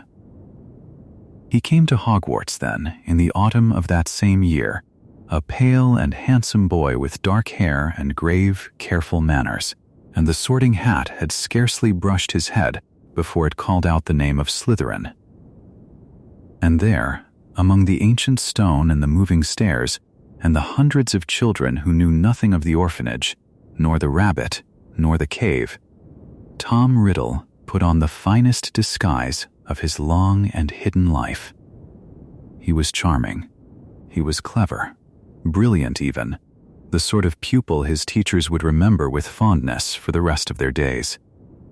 He was courteous and modest and gifted beyond his years, and very nearly everyone who met him thought him the most promising boy they had ever taught. Only a very few ever glimpsed what lay beneath that smooth and pleasant surface: the coldness, the contempt, the endless appetite for power that never once went to sleep. And in the hush of the library, in stolen hours among old books and older records, the orphan who had grown up believing himself utterly alone in the world found at last the thing he had always craved. He learned where he had come from. He discovered that his gift for speaking with serpents was no accident of nature, but an inheritance carried down through the blood. He traced his mother's line back and back through the crumbling and forgotten house of Gaunt, all the way to Salazar Slytherin himself, one of the 4 great founders of the school. He was the heir. He was the last living descendant of Slytherin's ancient line. And the name, Riddle, the plain Muggle name of the father who had abandoned him before he was even born, he came to loathe with a quiet and steady passion. He would not be known by so common a name. He began, in secret, to turn a different name over in his mind, a name of his own devising, a name he intended the whole world to one day speak in fear.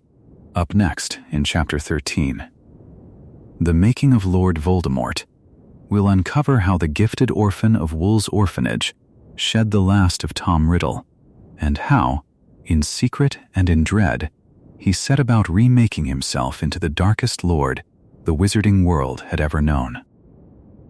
The boy we left in the last chapter had learned, by then, the one thing he had most wanted to know. He had traced his own blood backward through the long ruin of the Gaunts, past the last cruel and broken heirs of that fallen house, all the way to Salazar Slytherin himself. And with that knowledge came another. The old legend of the school, the sealed room hidden somewhere beneath its stone. The monster left waiting in the dark was not a children's story after all. It was an inheritance, and it had been waiting for him. Tom Riddle was still only a schoolboy then, tall and pale and quiet, admired by his teachers, and feared in a way none of them could quite explain by the children who shared his years. Yet inside that unremarkable shape a purpose had already gone hard and cold. He meant to open the Chamber of Secrets, and beyond that, he meant to do a thing so dreadful that almost no wizard in 1,000 years had dared to repeat it. The finding of the chamber came in his 5th year at Hogwarts. Where centuries of searchers had failed, the heir of Slytherin succeeded almost gently, for the room had never truly been locked against its own blood. Somewhere in the deep plumbing beneath the castle he found the hidden entrance, and in the low hissing tongue that was his birthright, he bit it open. Down in the wet dark, coiled and patient through all the long ages since Herpo and since Slytherin, the great basilisk woke to the sound of a voice it had been bred to obey. It was old now and monstrous, and blind obedience was the whole of its nature. Tom Riddle loosed it into the sleeping school above, and it moved through the pipes and the walls unseen, and where its yellow gaze fell upon the unready, they were struck down. For a time the castle did not understand what walked among it. It knew only that its children were being hurt, and that no cause could be found. Then, on one quiet evening, the creature took a life. A girl named Myrtle Warren, a plain and unhappy girl who had gone weeping into a bathroom to be alone, lifted her eyes at the wrong moment and met the full stare of the basilisk. She died at once, without pain and without warning, the first death the chamber had claimed in an age. She would linger afterward as a ghost in that same tiled room, sorrowful and half forgotten, drifting through the years while the world moved on without her. But the boy who had opened the chamber felt no grief for her. He felt only that a door had been shown to him. For the histories tell us that murder is the one act that tears the soul, and Tom Riddle had come to Hogwarts already knowing that a torn soul could be used. Yet a death inside the school could not be left unexplained, and Tom Riddle had no wish to be the one blamed for it. So he did what would become, across all his long life, one of his surest instincts. He found another to carry the weight of his crime. There was a large and gentle boy in the school, clumsy and kind and endlessly drawn to dangerous creatures, named Rubeus Hagrid, who kept in a cupboard a monstrous spider he loved as a friend. Tom Riddle laid the whole horror at Hagrid's feet, naming the harmless creature as the beast that stalked the halls. The authorities, frightened and desperate for an answer, believed him. Hagrid was expelled, his wand snapped, his name marked for decades with a crime he had never committed. And the true monster slid back down into the dark, and the true heir was thanked and honored, and the chamber was quietly sealed once more. But before he closed it, Tom Riddle did the dreadful thing he had been moving toward all along. He took a plain black diary, an ordinary schoolboy's book with his name upon it, and into that book he poured a piece of himself. Using the death of Myrtle Warren, using the tearing that murder works upon the soul, he split away a fragment of his own being and sealed it inside those pages, so that even if his body were ever destroyed, that shard of him would remain anchored to the world. This was the container the oldest books called a Horcrux, the very evil that Herpo the Foul had first made in antiquity. Herpo had made one and stopped. Tom Riddle did not intend to stop. This first Horcrux was more than a hiding place for his soul, for the memory sealed within it could one day wake and finish what he had begun, and open the chamber again through another hand. He was 16 years old, and he had already done what almost no one in history had dared, and he found in it not horror, but a cold and rising confidence. The next summer he went home, though home was a word that meant nothing tender to him. He went to the village of Little Hangleton, where the Muggle father, who had abandoned his mother, still lived in a great house on the hill with the grandparents who had never once thought of the child born far away in an orphanage. Tom Riddle came to them as a stranger, and he killed all three, the father whose name he bore and the two who had made that father, with a single curse each, leaving them without a mark and without a wound. Then he went down to the squalid shack of the Gaunts, where his uncle Morphin still festered, and he took from Morphin's finger a heavy black ring set with a rough dark stone, the last treasure of Slytherin's fallen line. And once more he arranged for another to bear his guilt, laying a false memory into his uncle's mind so that Morphin believed he himself had done the killings. Morphin was taken to Azkaban for a crime that was not his, and there in time he died, and Tom Riddle walked away clean, carrying the ring. From that murder, the murder of his own father, he made a second Horcrux of the ring, and here it is worth pausing, in the quiet, to feel what was happening to him. A soul torn once is a soul lessened. A soul torn again is a thing beginning to come apart. Whatever warmth a child might once have held, whatever small human tenderness, was being cut away piece by piece and locked into cold metal and old leather.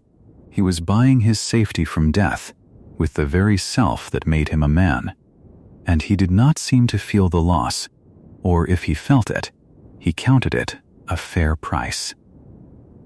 The years after Hogwarts carried him deeper still. He took a humble position in a shop that dealt in dark and precious things, and he used it to draw close to an old and vain and wealthy witch named Hepzibah Smith, a descendant of Helga Hufflepuff, who kept two hidden marvels in her cluttered rooms.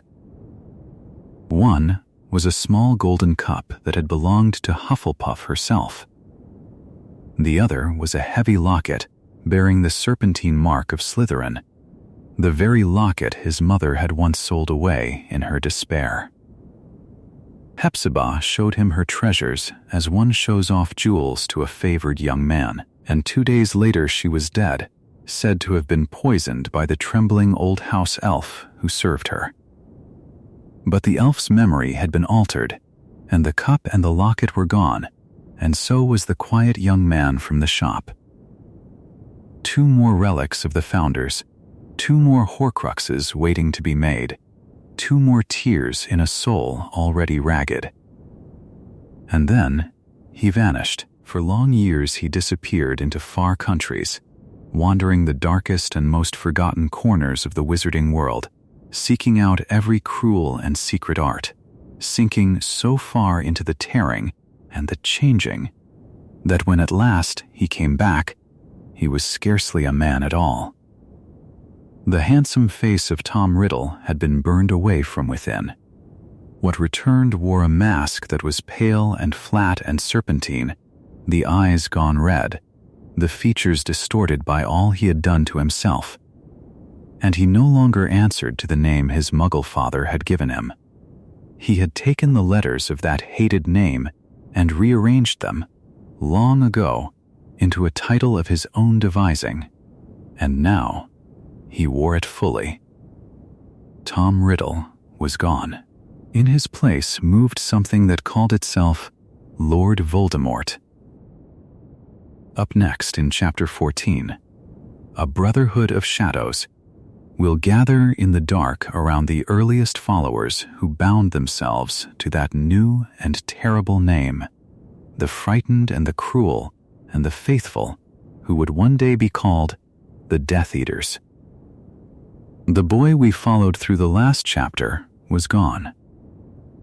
Tom Riddle, the clever and hollow orphan, had unmade himself piece by piece and built in his place the thing that called itself Lord Voldemort, a wizard who had torn his own soul and buried the fragments across the world so that death might never find a firm hold on him. And yet even a dark lord, however powerful, cannot rule a world alone. A single wand, however terrible, casts only one shadow. So tonight the story widens, gently, the way a small fire in a dark room throws its light a little further with each hour, and we turn from the master to the many who chose to stand behind him. We turn to the ones he gathered close, the cold and hidden circle, who took his mark upon their skin and his fear into the world. They called themselves, in time, the Death Eaters. They were not a mob, and that is part of what made them so frightening. Voldemort did not go out into the crowded streets and call for followers with promises of gold. He drew instead upon the oldest and proudest names in wizarding Britain, the families who had kept their blood, as they believed, unmixed and untainted across long centuries. To such families, the idea of pure blood was not a small vanity, but the very center of their pride. And Voldemort, who had come from nothing and knew exactly how such people longed to be flattered, offered them a dream that fit their hearts precisely. He offered them a world remade in their own image, cleansed of those they thought unworthy of magic, ordered at last according to the ancient superiority they had always privately believed was theirs. It was an old poison in a new cup, and they drank it eagerly. And so the great houses came to him. The Malfoys came, wealthy and elegant and endlessly cautious, their fortune and their fine manners lending the whole dark enterprise a smooth and respectable face. The Lestranges came, older in cruelty than in years, a family into which devotion to the Dark Lord would burn deeper than into almost any other. The Knots came, and the Averys, and beside them a long roll of names the wizarding world would learn to speak only in a lowered voice, the Rosiers and the Mulcibers, the Carrows and the Dollahovs, the Rookwoods and the Yaxleys. Some were rich, some were merely proud, some were simply cruel and glad to find a cause that let them be cruel with a sense of purpose.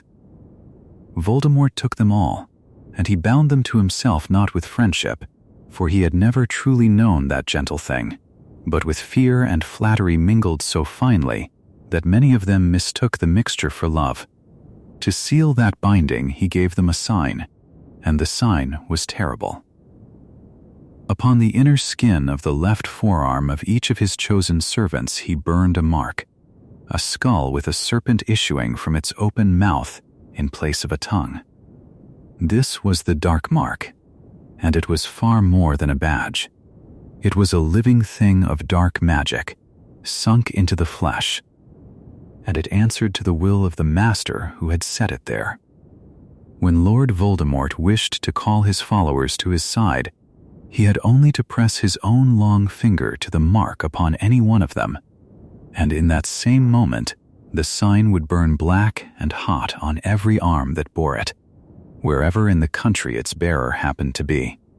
And those so summoned were expected to come at once, to turn on the spot and vanish and reappear kneeling before him, and to have no excuse ready for the smallest delay. The mark that joined them to one another was also the leash that held them all, and each of them knew it, and each of them carried it always, hidden beneath a sleeve, a secret pressed against the skin. The same dreadful sign served a second purpose, and it was by this that ordinary people came to know it and to dread it.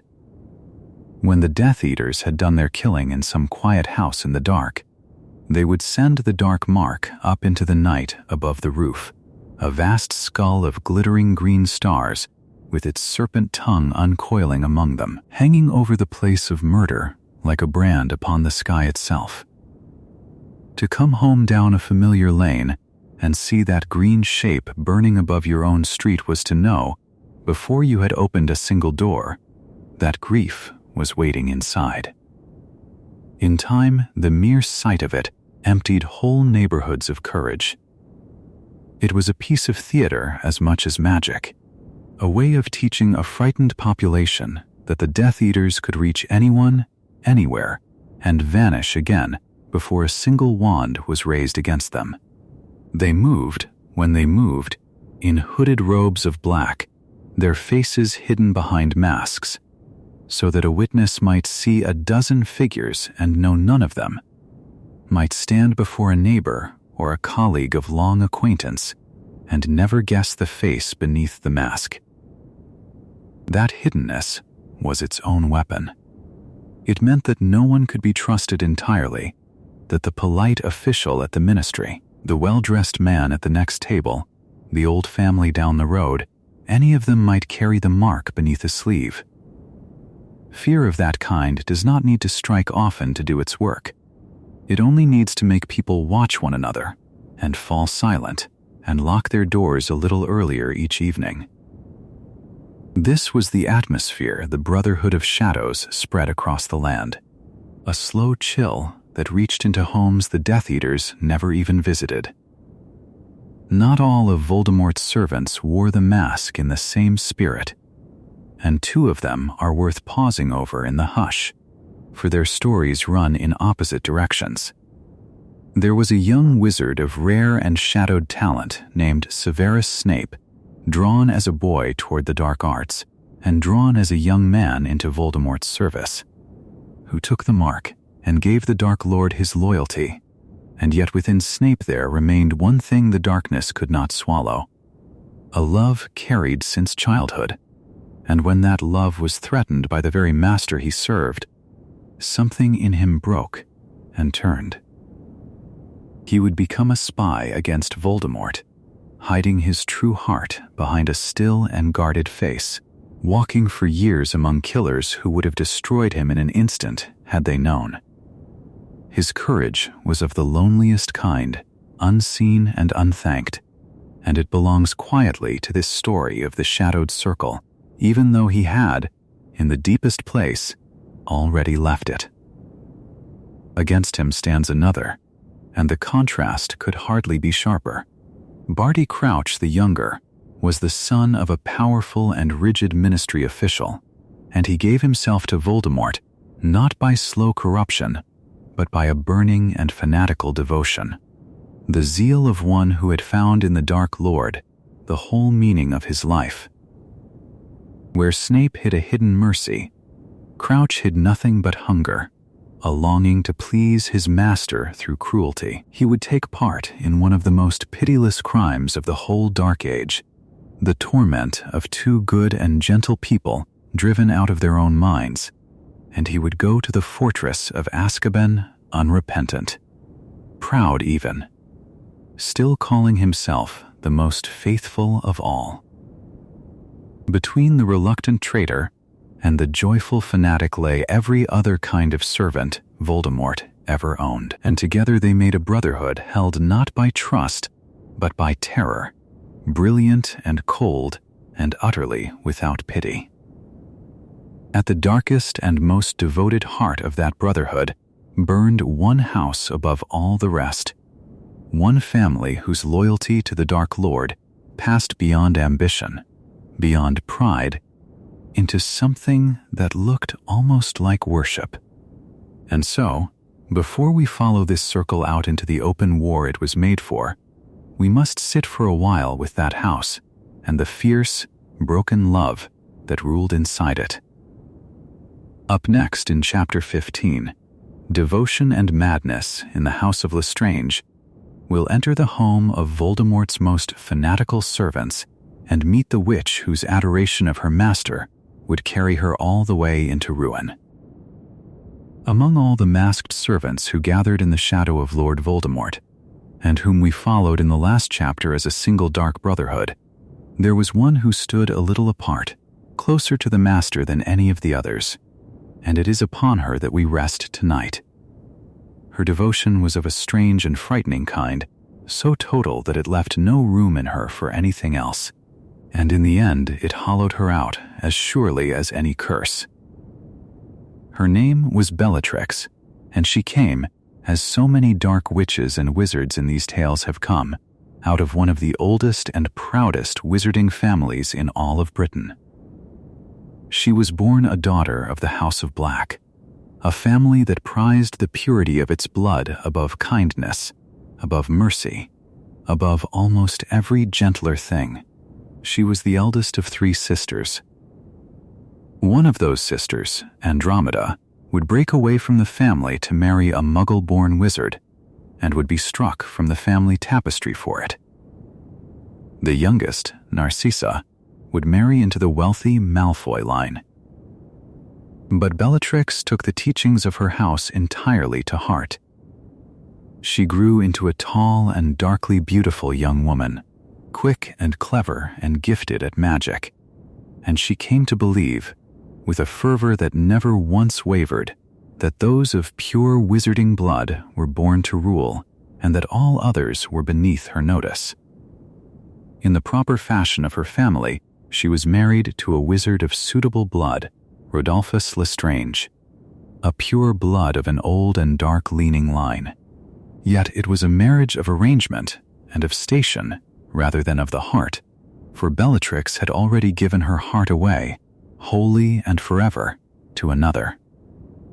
When Lord Voldemort rose and began to gather his followers, she was among the first and the most eager to kneel before him. She took the dark mark upon her arm, and she named him her master. And from that day, her every thought and act bent toward him as a flower bends toward the sun. It was the nearest thing to love that her ruined heart could hold, and she poured all of it, without limit and without doubt, into the coldest and most merciless man of the age. Of all who served him, none served with such hunger. She was among the most dangerous of his followers, a witch of real and terrible skill, and she took a delight in cruelty that unsettled even the hardened wizards around her. Where others followed Voldemort out of fear, or out of greed for power, or out of a cold belief in his cause, Bellatrix followed him out of adoration, and adoration made her fearless, and made her savage. She learned the darkest curses and wielded them without hesitation, and chief among them was the torture curse, the Cruciatus. a spell that fills its victim with unbearable pain while leaving no mark upon the body. In her hand it became a kind of dreadful art, and she used it freely, upon enemies and upon strangers alike, wherever her master's war happened to carry her. Then came the night, which we will return to in the chapters ahead, when Lord Voldemort fell. He went to destroy a single small child, and was himself undone, and his body was broken, and he vanished from the world as no more than a whisper of what he had been. Across the country his followers scattered, many of them, once the danger had passed, hurried to declare that they had never truly served him, that they had been bewitched, that they had acted against their own will, and so they slipped free of punishment and kept their comfortable lives. But Bellatrix was not among those who ran or lied. She would not believe that her master was truly gone, and she would not, for anything in the world, deny him. She set out instead to find him and to bring him back. It is here that the darkest deed of her life falls, and we will pass through it softly, at a distance, as one might walk quietly past a room where something sorrowful sleeps. There were two Aurors, a husband and a wife named Frank and Alice Longbottom, good and brave people who had stood against Voldemort through all the years of war. Bellatrix, together with her husband Rodolphus, his brother Rabastan, and a young and fervent follower named Barty Crouch, came to believe that these two might know where the fallen Dark Lord could be found, or how he might be restored. And so the four of them fell upon the Longbottoms and turned the torture curse against them, again and again, in a long and pitiless attempt to force out a knowledge that the two Aurors did not hold. The Longbottoms knew nothing that could help her, for there was nothing to be known, and so the cruelty had no purpose and reached no end, and it did not stop until their minds had been broken past all mending. They did not die. That, in its way, was the sorrow of it. They lived on, but the people they had been were gone, lost somewhere far beyond reach, and they were carried at last to the Wizarding Hospital, to a quiet ward where the incurably harmed are gently kept, and there they remained for the rest of their long lives, no longer knowing even their own names. They left behind a small son, Neville, who would be raised by his grandmother, and who would grow up visiting two parents who could not remember that he was theirs. It is one of the saddest of all the shadows in these tales, and we let it lie. Bellatrix and the three who had acted beside her were caught, and they were brought before the court that judged the darkest of crimes, the Council of Magical Law. The wizard who presided over that trial was Bartemius Crouch, a stern and powerful official whose own son sat there among the accused, so that the father was made to pass judgment upon his own child. But it is Bellatrix whom the story remembers. Where the young Crouch wept and pleaded, she stood tall and unashamed. She showed not a flicker of sorrow for what she had done. She declared, before the whole of the court, that she was proud to have served the Dark Lord, that she counted it the highest honor of her life, and that she looked forward without fear to the day he would rise again and reward his most faithful servant above all the rest. And with those words she was sentenced, along with the others, to spend the remainder of her days in the fortress of Azkaban. That fortress, which we have visited before in these tales, stands far out upon a cold northern sea, and it is guarded by the Dementors, those hooded creatures that feed upon every happy thought and leave a person with nothing but their worst memories. Most who are sent there are slowly emptied and unmade. Bellatrix went into that place and stayed there for 14 long years. Yet where the Dementors hollowed out the other prisoners, they seemed to find little in her that they could take, for her mind had already been given away. whole and entire, to a single fixed devotion. She held to her master's memory through all those years of cold and dark, certain that he lived, certain that he would one day come for her. She grew gaunt and wild in that certainty, her beauty worn down to something hollow-eyed and strange, but the devotion at the center of her never dimmed. It only grew harder and colder and more absolute. And then, after 14 years, the walls of Azkaban did not hold her. In a single dark stroke, a great company of the most loyal servants was broken free of the fortress all at once, spilled back out into the world in the service of a master who was stirring again in the shadows. Among them, and foremost among them, walked Bellatrix Lestrange, freed at last to seek the one thing she had waited all those years to find. Her long faith had been rewarded, and the reward was only a return to the very cruelty that had ruined her. But that return belongs to a later part of our story. So we leave her there for now, this witch who gave everything she had to a man who could give nothing back at all, and whose great and terrible love was only another kind of madness. Let her pass gently out of the light, and let the sorrow of the Longbottoms settle and rest, and keep for yourself only the quiet of this late hour. There is nothing in this old and distant history that can reach across the years to trouble you here. Up next in Chapter 16, The First Wizarding War, we'll turn back to the years when Lord Voldemort's power first rose to its dreadful height, and follow the long night of fear that fell across the wizarding world, while servants such as Bellatrix carried out his will. We have spent these last chapters close beside the ones who loved him, the pale, devoted faces that gathered around Lord Voldemort in the dark, the House of Lestrange with its terrible loyalty and its slow slide into madness. Tonight we draw back a little from those few burning faces, and we let our gaze widen to take in the whole of the land they moved through, the country that lay beneath the growing shadow. For devotion such as theirs was never meant to be kept indoors.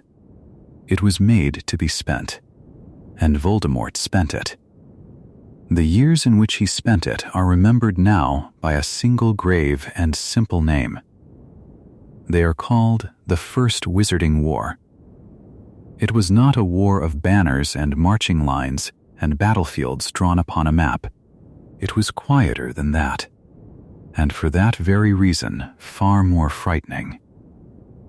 It stole over magical Britain slowly, through the 1970s and into the early years of the 1980s, a little more than 10 years of gathering dread. There was no single morning on which the war began, no trumpet, no declaration. There was only the slow understanding, spreading from household to household, that people were vanishing.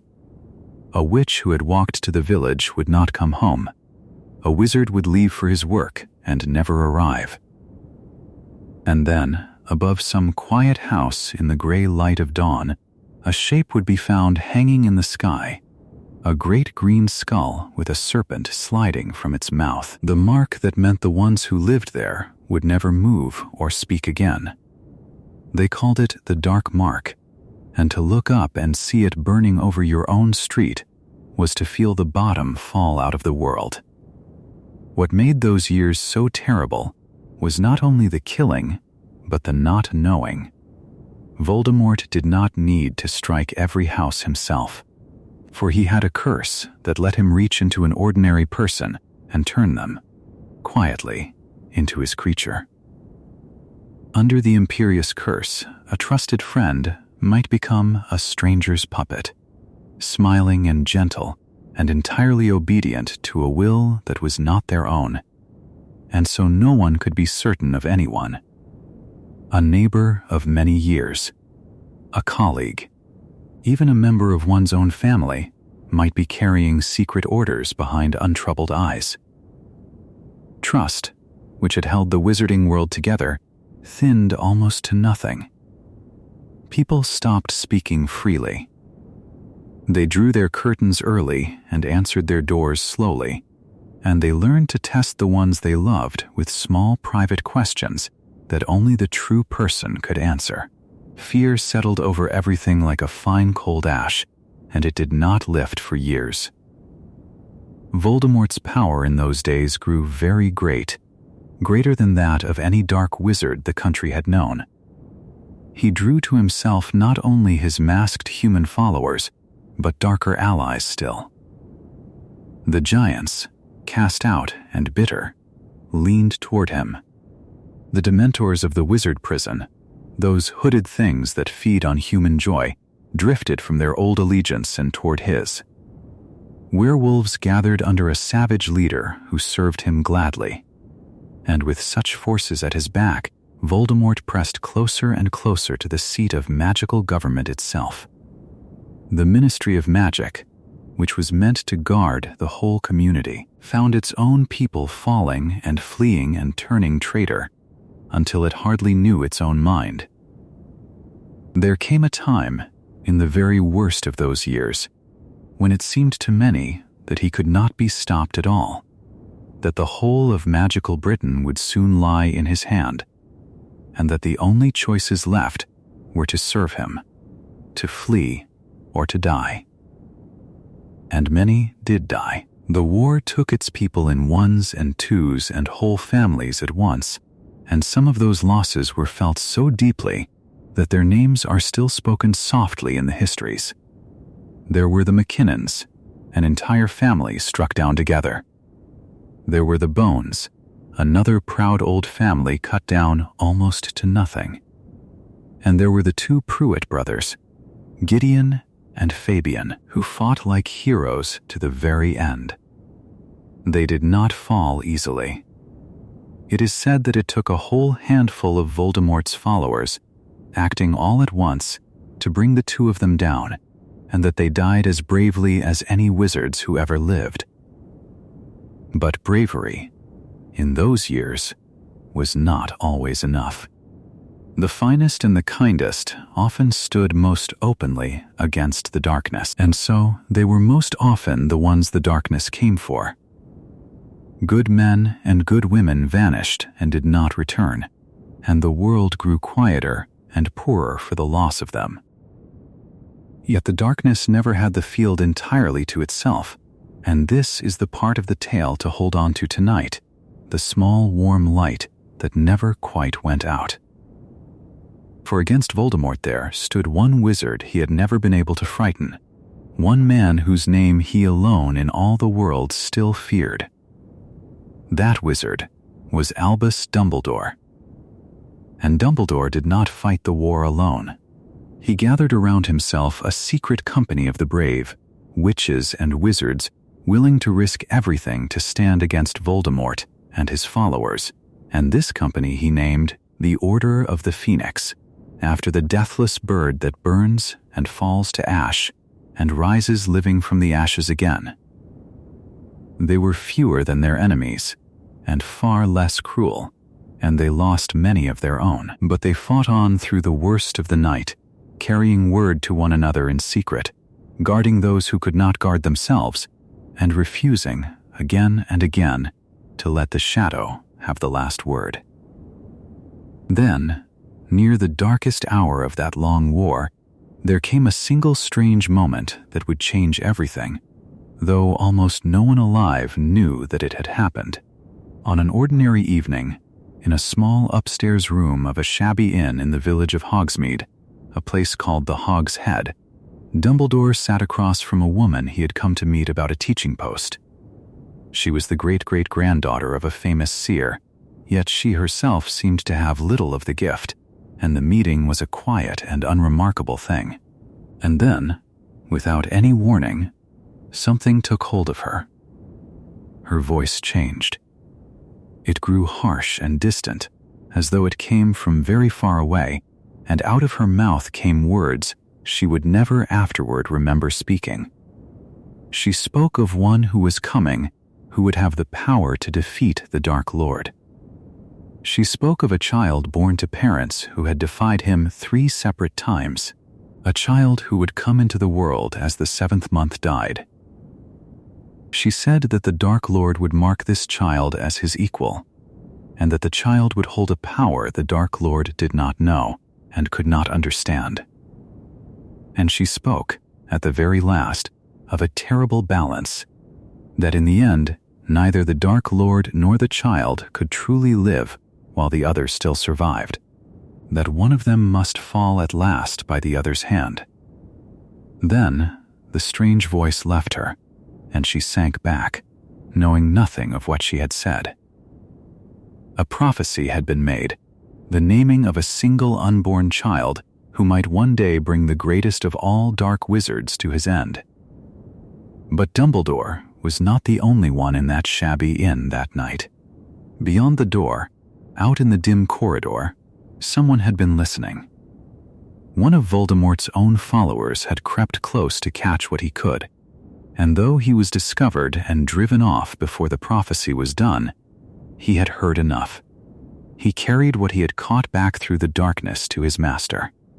And so the very words that were meant to be Voldemort's undoing were placed, half finished and half understood, into the one pair of hands they should have been kept from. Somewhere in magical Britain, a child not yet born had just been marked for death by the most dangerous wizard alive, and the long war began to draw inward, toward the single house, the single night, on which all of it would turn. Let the story rest here a moment, in the quiet. All of this is long finished now, the fear long lifted, the fallen long at peace. There is nothing left in it that can reach you or trouble you, only the slow turning of things that happened once and are over. Up next in Chapter 17, The Night the Boy Survived, we'll follow that half-heard prophecy to a hidden cottage in Godric's Hollow and to the single quiet hour in which the greatest dark wizard of all met the one small child he could not kill. We have followed the First War down through all its long and frightened years, the disappearances and the whispered names, the way a whole world learned to lock its doors and to trust no one. Tonight, we come at last to the night on which that war ended, though almost no one alive understood, in the hour that it happened, that it had ended at all. It is a sad story, this one, perhaps the saddest we have yet told together. And yet there is something folded inside it so tender and so strangely hopeful that it has been told and retold in the wizarding world ever since, softly, the way one tells a tale meant to comfort a child rather than to frighten one. So let it be told that way now, gently, in the dark, while the world beyond your window keeps its own quiet watch. The place was a village called Godric's Hollow, an old and gentle village where wizarding families had lived quietly among their neighbors for centuries. It took its name from Godric Gryffindor, one of the 4 great founders who had been born there long ago, and something of that old kindness seemed to linger in its crooked lanes and its small stone church. And it was here, in a modest house at the edge of the village, that a young family had come to hide from the darkest wizard of the age. They were 3. There was James Potter, brave and quick, and only 21 years old. There was Lily Potter, his wife of the same young age, with a fierceness in her that the softness of her manner hid. And there was their son, a small boy a little more than a year old, with his mother's bright green eyes and his father's untidy black hair. The Dark Lord had marked this child, for reasons wrapped in an old and half-heard prophecy, and so the whole family had gone into hiding, guarded by a piece of magic so subtle and so strong that it was thought no enemy on earth could break it. That magic was the Fidelius charm. It worked in a way that is beautiful even now to consider. A secret in this case the very place where the Potters lived, was taken and hidden inside the soul of a single living person. That person was called the Secret Keeper, and so long as the Keeper did not choose to tell, the secret could never be found, not by searching, not by any spell of seeking. An enemy might press his face against the very garden gate and see nothing at all.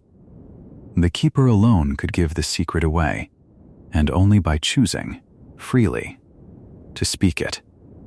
It was as safe as trust itself, and no safer, for it rested entirely upon the faithfulness of one heart. The Potters had a friend they loved and would have trusted with their lives, and everyone expected that this friend would be made their keeper.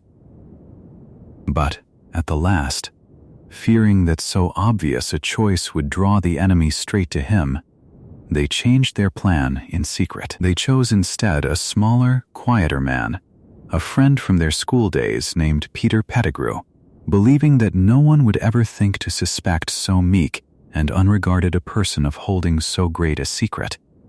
It was a clever plan. It was meant to save them. It was the very thing that undid them.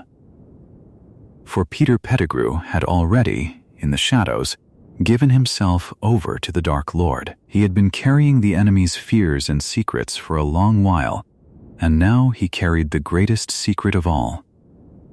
He went to his terrible master, and he gave the family away, spoke the words that lifted the veil from the little house at Godric's Hollow, and by that betrayal, he handed his oldest friends to their deaths. The charm had not failed. The magic had held perfectly. It was only the heart at the center of it that had broken. The night that followed was the 31st of October, the night the wizarding world calls Halloween. It had been, until its final hour, an ordinary and even a happy evening. His father had amused the little boy by sending small puffs of colored smoke into the air from the tip of his wand, and the child had laughed and reached for them with both hands. When at last the boy was carried up to his cot, James set his wand down carelessly upon a table and thought no more of it, as a man does when he believes himself safe inside his own home. The house was warm. The village outside was quiet. And into that quiet, the garden gate swung open. James heard him first. He knew at once, in the way one knows the worst thing, exactly who had come. He called out for Lily to take their son and run, and then, unarmed, his wand lying useless in another room, he turned to face the Dark Lord with nothing at all but his own courage, meaning only to buy his wife and child a few more moments. It was not a duel. It could not be. There was a flash of green light in the downstairs room, and James Potter fell, and the first of that small family was gone, having given the last thing he had, which was time. Upstairs, Lily heard it, and she understood. There was no way out for her, no window to flee through, no chance to run. So she did the only thing left to her. She snatched her son up, and she set him in his cot behind her, and she stood in front of him with her arms spread wide, making of her own body a wall between the child and the door. When the Dark Lord came into that room, he did not, at first, wish to kill her. He ordered her to stand aside, to step away and let him do the thing he had come to do. He told her more than once that she need not die, but Lily Potter would not move. She begged him, not for her own life, but for her son's. She offered herself in the child's place, again and again, and she would not step aside, and she would not stop pleading, and in the end, her refusal was absolute. So the second flash of green light took her too, and she fell where she stood, still between the Dark Lord and her child, exactly where she had chosen to be. And here the story turns, and here is the thing that has been whispered over sleeping children ever since. Because Lily had been offered her life and had refused it, because she had chosen to die rather than step aside, her death was not an ordinary death. It was a sacrifice, freely given, made of pure and unasked love, and that love left a mark upon the boy deeper than any spell, an old and quiet magic that lived now in his very skin. When the Dark Lord turned his wand upon the child in the cot and spoke the killing curse a third time that night, the curse could not take hold. It struck the boy, and it rebounded, turned back by his mother's love, and it fell instead upon the one who had cast it. What happened to the Dark Lord in that instant no one fully understands even now. His body was torn from him and destroyed. Whatever was left of him, some ragged and bodiless remnant less than the meanest ghost, fled shrieking out of the ruined house and away into the night, too broken to die and too broken to live. The greatest dark wizard of the age had been undone, not by an army, not by a wiser spell, but by a mother's arms and a sleeping child. The child himself was found not long after, alive, sitting in the wreckage of the only home he had known, crying, unhurt, but for a single thin mark upon his forehead in the shape of a lightning bolt, the place where the curse had touched him and turned away. A great gentle giant of a man was sent to carry him out of the ruin, and he lifted the boy as tenderly as if he were made of glass and bore him out into the cold, safe dark. Behind them the house stood broken and silent, and across the whole hidden world, without yet knowing why, people felt the fear lift from them like a fog burning off at dawn. The first war was over. Let this night rest quietly over you now, its sorrow softened by the long years that have passed since.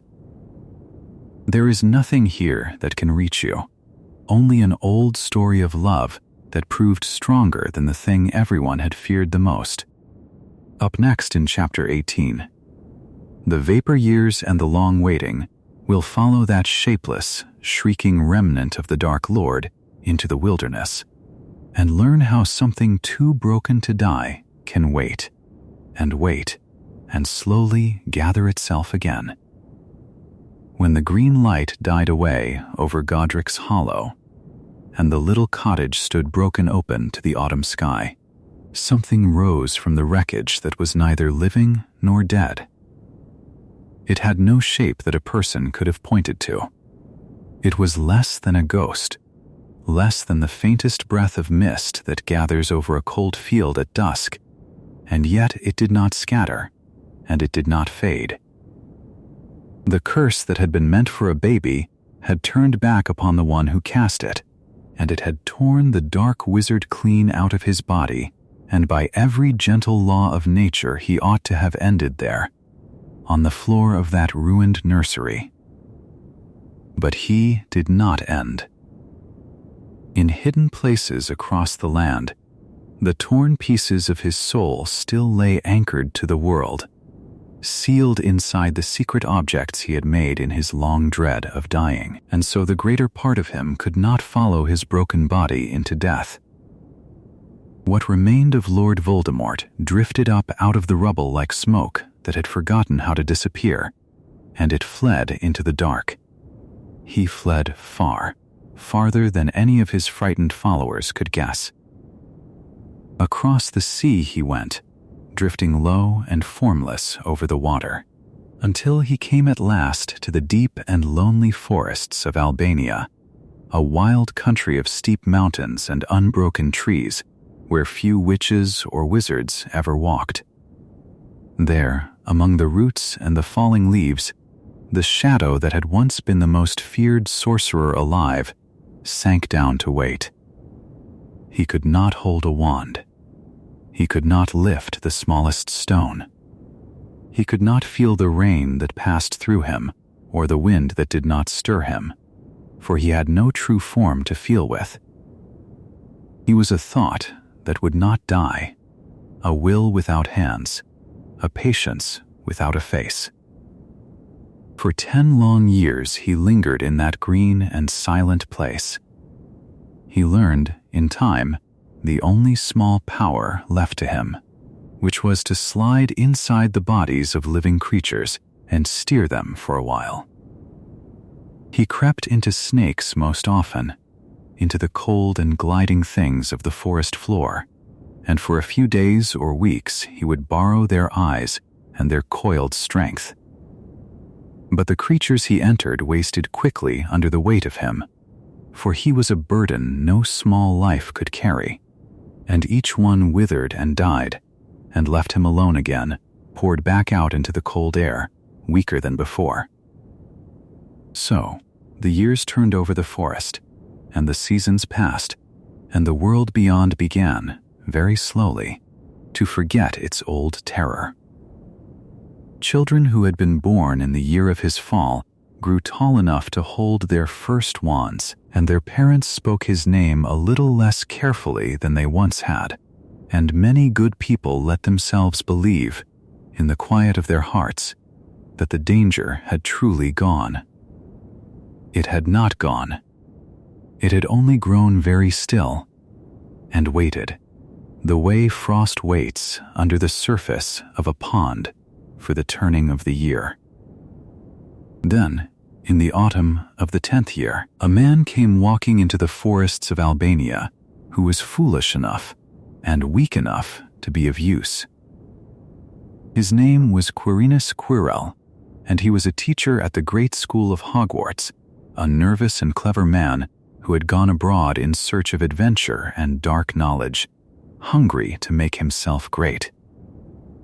He wandered too deep among the trees, and the shadow that lived there felt him coming, and rose to meet him.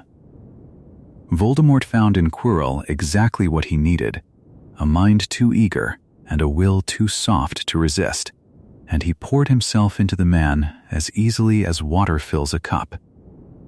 He did not merely borrow this body as he had borrowed the snake's. He clung to it, fastened himself to it, and rode it back out of the forest and across the sea toward England. So strange and so terrible was the joining that the Dark Lord's own ruined face came to rest upon the back of Quirrell's head, hidden always beneath a great turban, so that the servant carried his master pressed against his very skull, two faces looking out of one trembling body. They came to Hogwarts together, master and servant hidden in one man, and there they turned their patience toward a single glittering prize. Deep within the castle that year lay a small and wondrous thing, the Philosopher's Stone, the ancient work of the alchemist Nicholas Flamel, which could turn common metal into gold and, far more precious, could brew the elixir of life that keeps its drinker from ever dying. To a creature clinging to the last thread of his own existence, no treasure could have shone more brightly, for the stone might have given Voldemort a true body again, and the years to rebuild all he had lost. Through the long months, Quirrell crept and schemed past sleeping guardians and clever locks, drawing ever nearer to the hidden stone. And at the very last, when his fingers reached toward it, everything failed. For the school held a child now, a boy of 11 with a thin scar on his brow, the same small child who had survived the killing curse in the ruined cottage. His mother's love still lay upon his skin like an old and gentle blessing, a protection older and deeper than any dark art, and when Quirrell tried to seize the boy, the man's own flesh blistered and burned at the touch of him. The servant crumbled to ash, the stone slipped away, and the shadow was cast out once more, ripped screaming from the dying body, fleeing back to the far forests as bodiless and beaten as before. Yet even as one hand of the old darkness closed on nothing, another stirred in secret, far from Albania, and unknown to the wandering shade himself. For long years before, when he had still been a beautiful and brilliant boy named Tom Riddle, the future Dark Lord had poured a piece of his soul into a plain black diary sealing a memory of his 16-year-old self inside its pages. That diary had passed through cold and careless hands until it came, folded quietly among a girl's schoolbooks, into the keeping of a small and lonely first-year child at Hogwarts, a red-haired girl named Ginny Weasley. She wrote her secrets into its pages, as children do, not knowing that the book wrote back, and that with every word it drank a little more of her warmth and her life. Slowly the memory within grew stronger, and the girl grew paler, and through her the diary reached back into the deep past and opened once more the hidden chamber of secrets beneath the school, loosing again the great serpent that Salazar Slytherin had left sleeping there 1,000 years before. The castle filled with fear that year, with victims, frozen stiff as stone, and whispers running through the corridors, while the pale memory of the boy who would become Voldemort drew closer and closer to walking out of the pages and into the living world. That rising, too, was broken in the end, the diary pierced and the serpent slain. The stolen life poured back into the fading girl before it was too late. But it had come very near, and it had shown that the Dark Lord was gathered in more places than one, patient in more forms than anyone yet understood. So the vapor years wore on, quiet and distant and hushed. The shadow waited in the trees. The pieces of a broken soul lay scattered and sleeping in their hidden vessels. And the world, half forgetting, drifted toward the day when all that patience would finally reach its end. Up next in Chapter 19, The Second Rising and the Fall of the Ministry, we'll uncover how the formless shadow of the forest was at last given flesh again, how the old servants gathered once more to their master's side, and how the darkness that had waited so long reached out to close its hand around the very heart of the wizarding world. The long waiting ended, as all waitings do, in a place of the dead. It ended in a graveyard on a dark hillside above the little Muggle village of Little Hangleton, among the leaning stones and the black yew and the great marble tomb where the bones of an old family lay. There, on a night at the very close of the Triwizard Tournament, a boy of 14 years was carried by an enchanted cup that he had believed was only the finish of a game. The cup had been made into a portkey, a secret snare, and it pulled Harry Potter and one other across half of Britain in a single breath and set them down among the graves. The other was Cedric Diggory, brave and kind and 17 years old, and he had no part in any of it.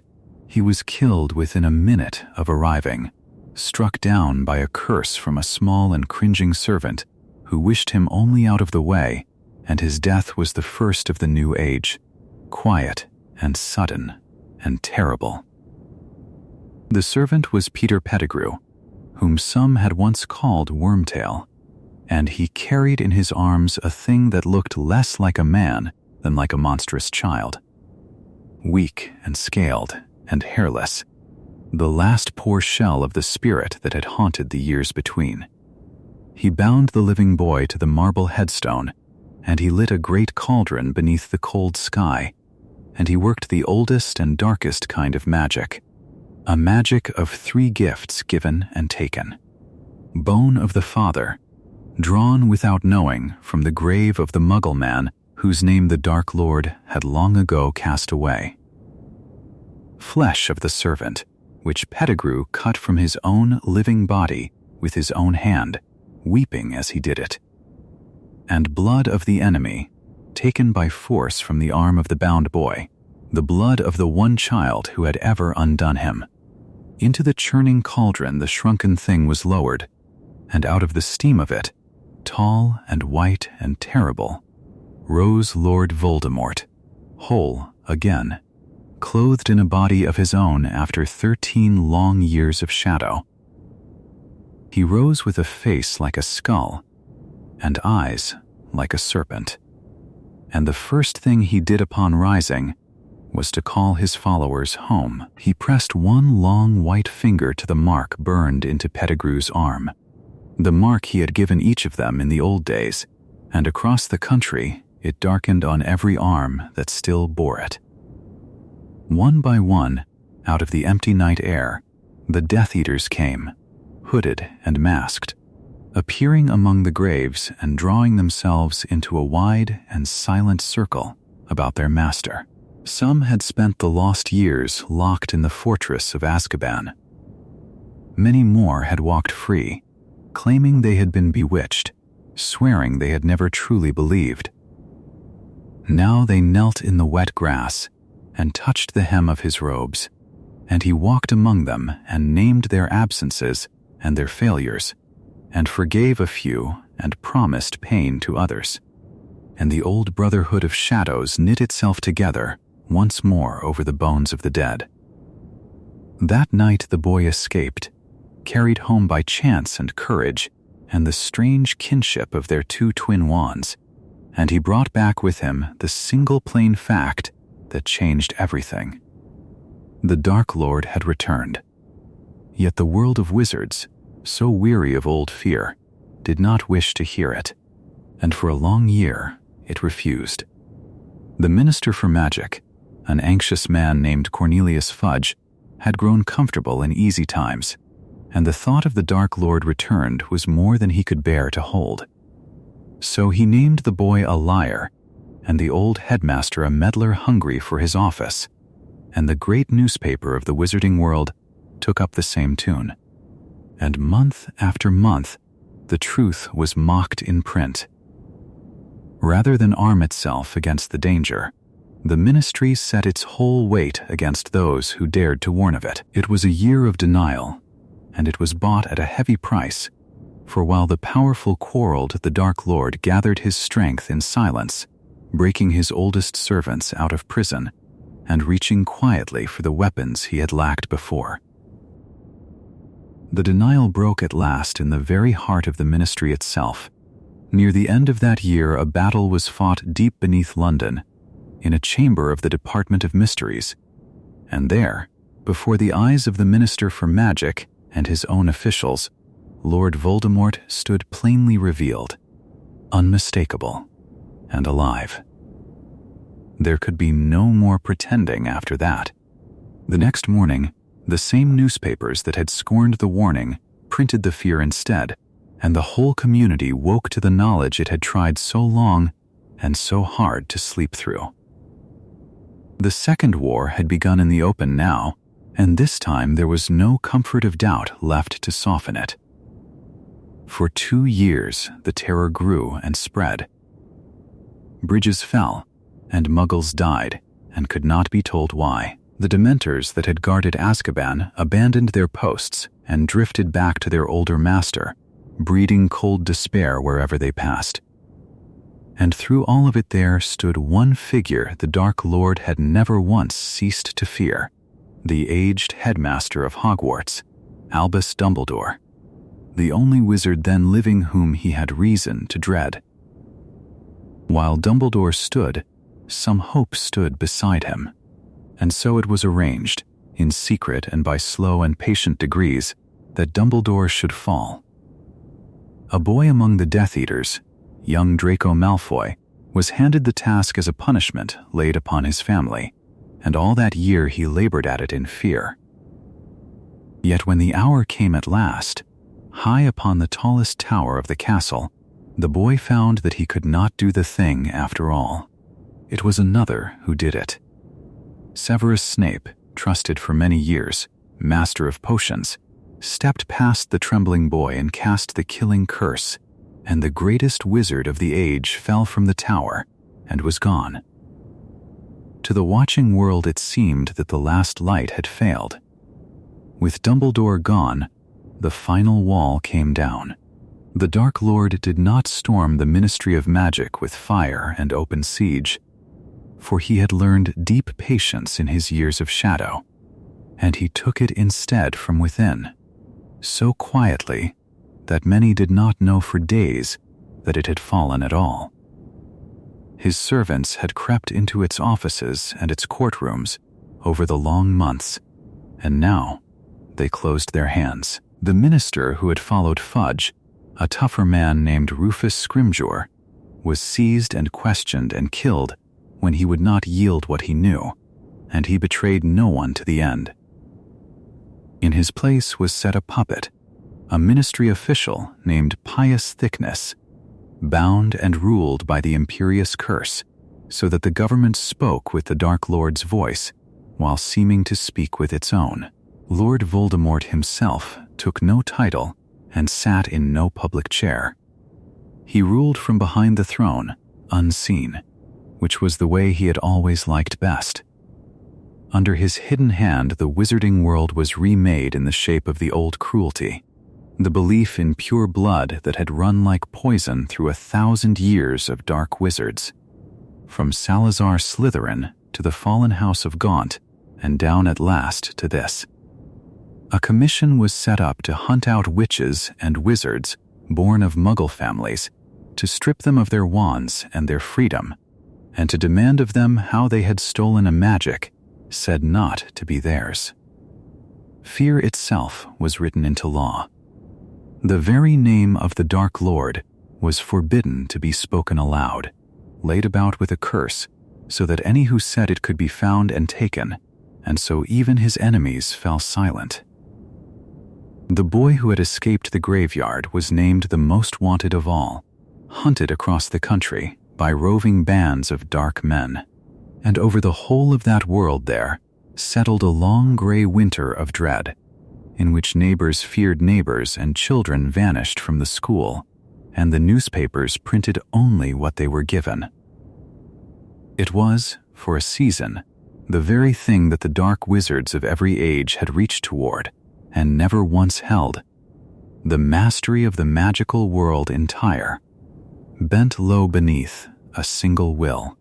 The darkness had returned not as a rumor or a whisper, but in its full and open strength, seated in the government, written into the courts, patrolling the quiet roads.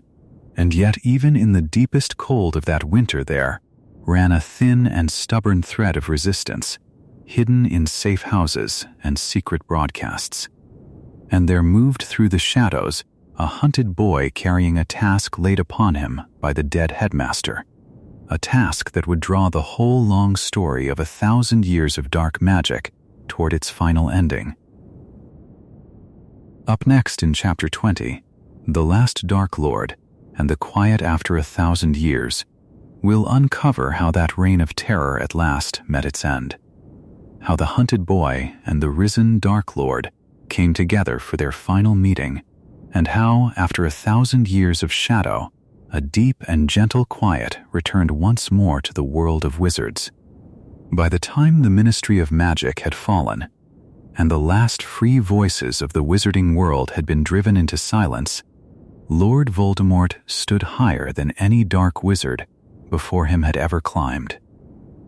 He held the whole of magical Britain in his fist, without ever sitting upon its throne, ruling instead through frightened men who did his bidding and called it law. The name that had once been whispered was now forbidden altogether, so that to speak it aloud was to summon his servants to the door.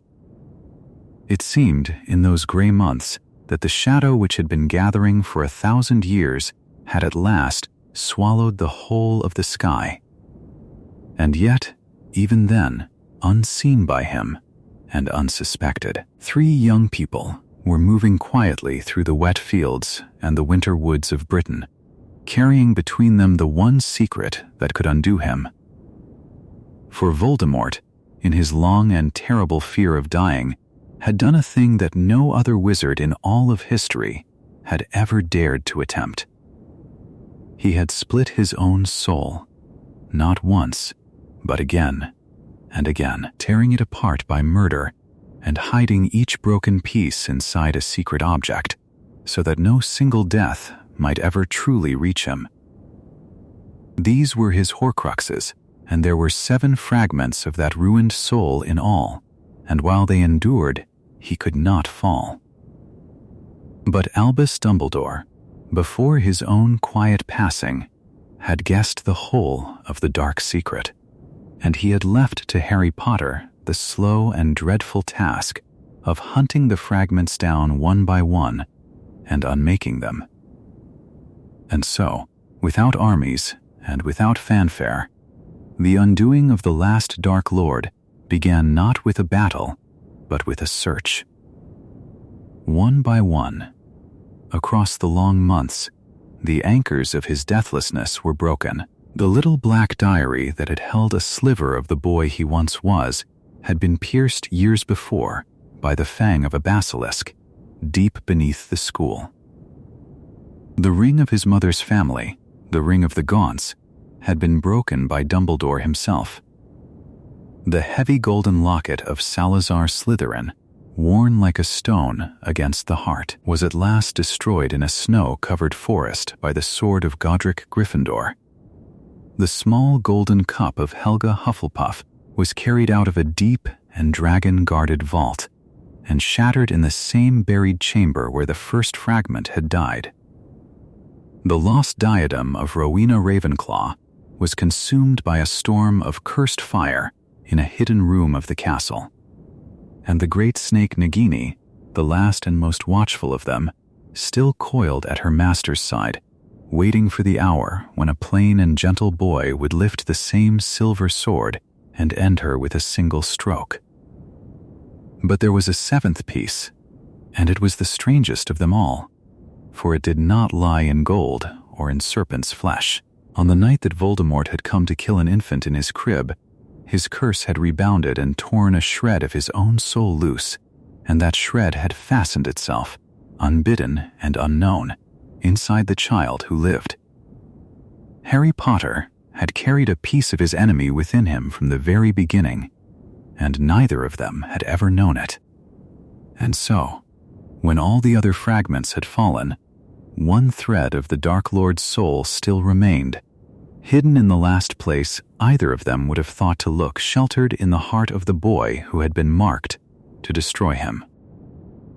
All of this came at last to a single place and a single night.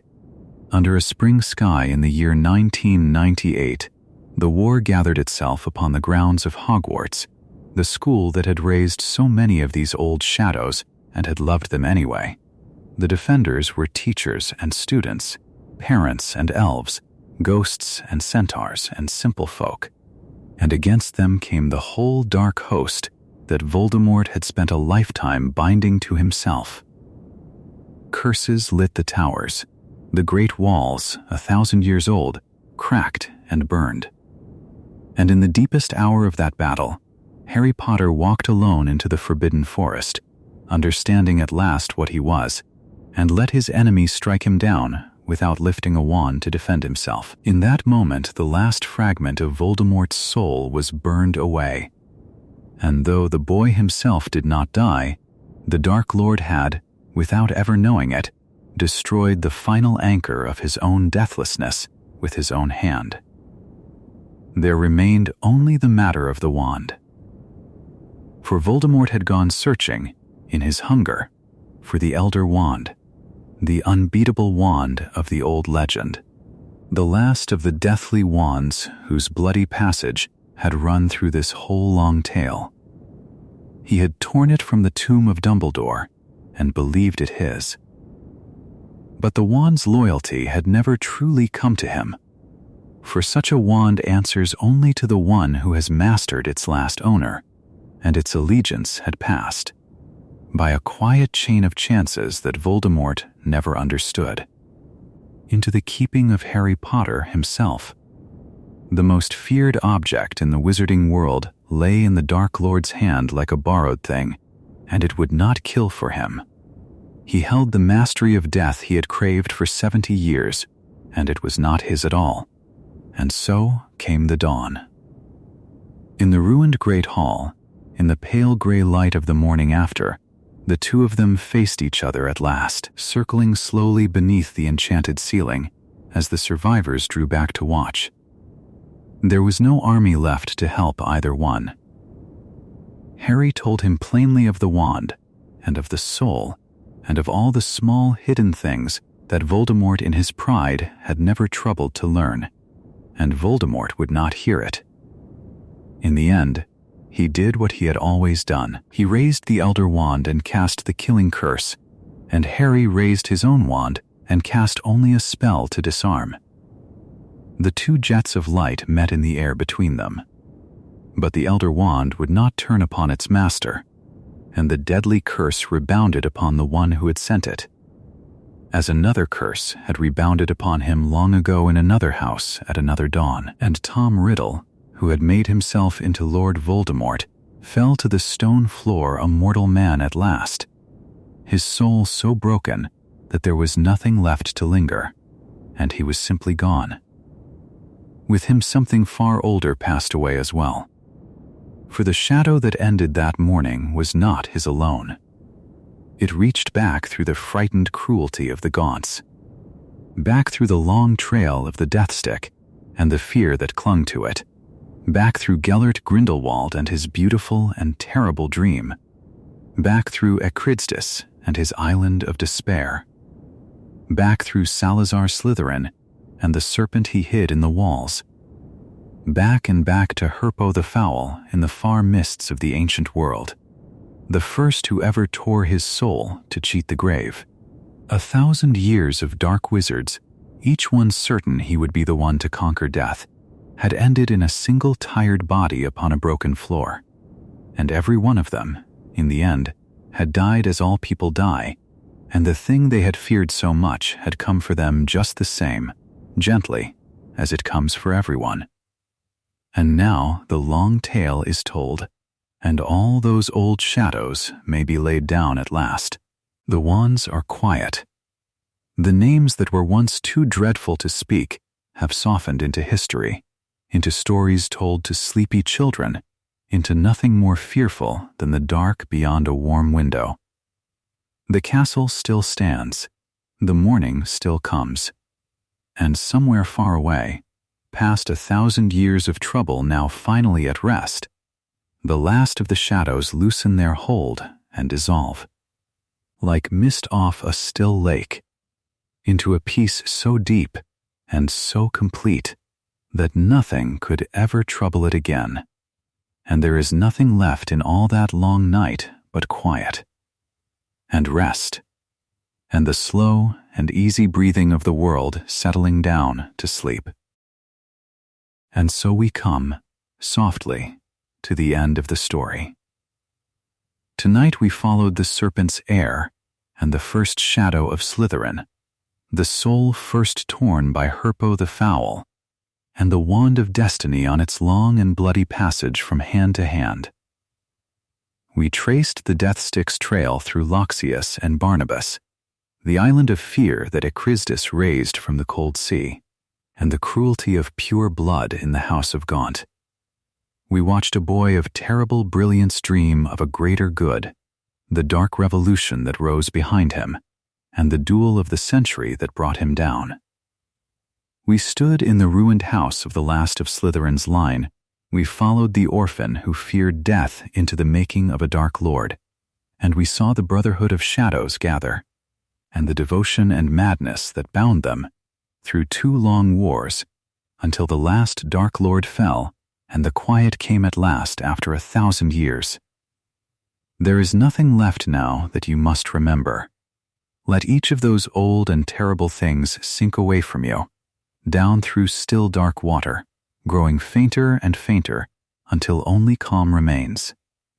You are safe. You are whole. None of this can follow you, and nothing here asks anything of you. Let your breathing slow, and let the last of the day dissolve like mist over a quiet lake. Good night. If this story carried you toward rest, stay with us. There are many more long, gentle tales waiting for the nights to come.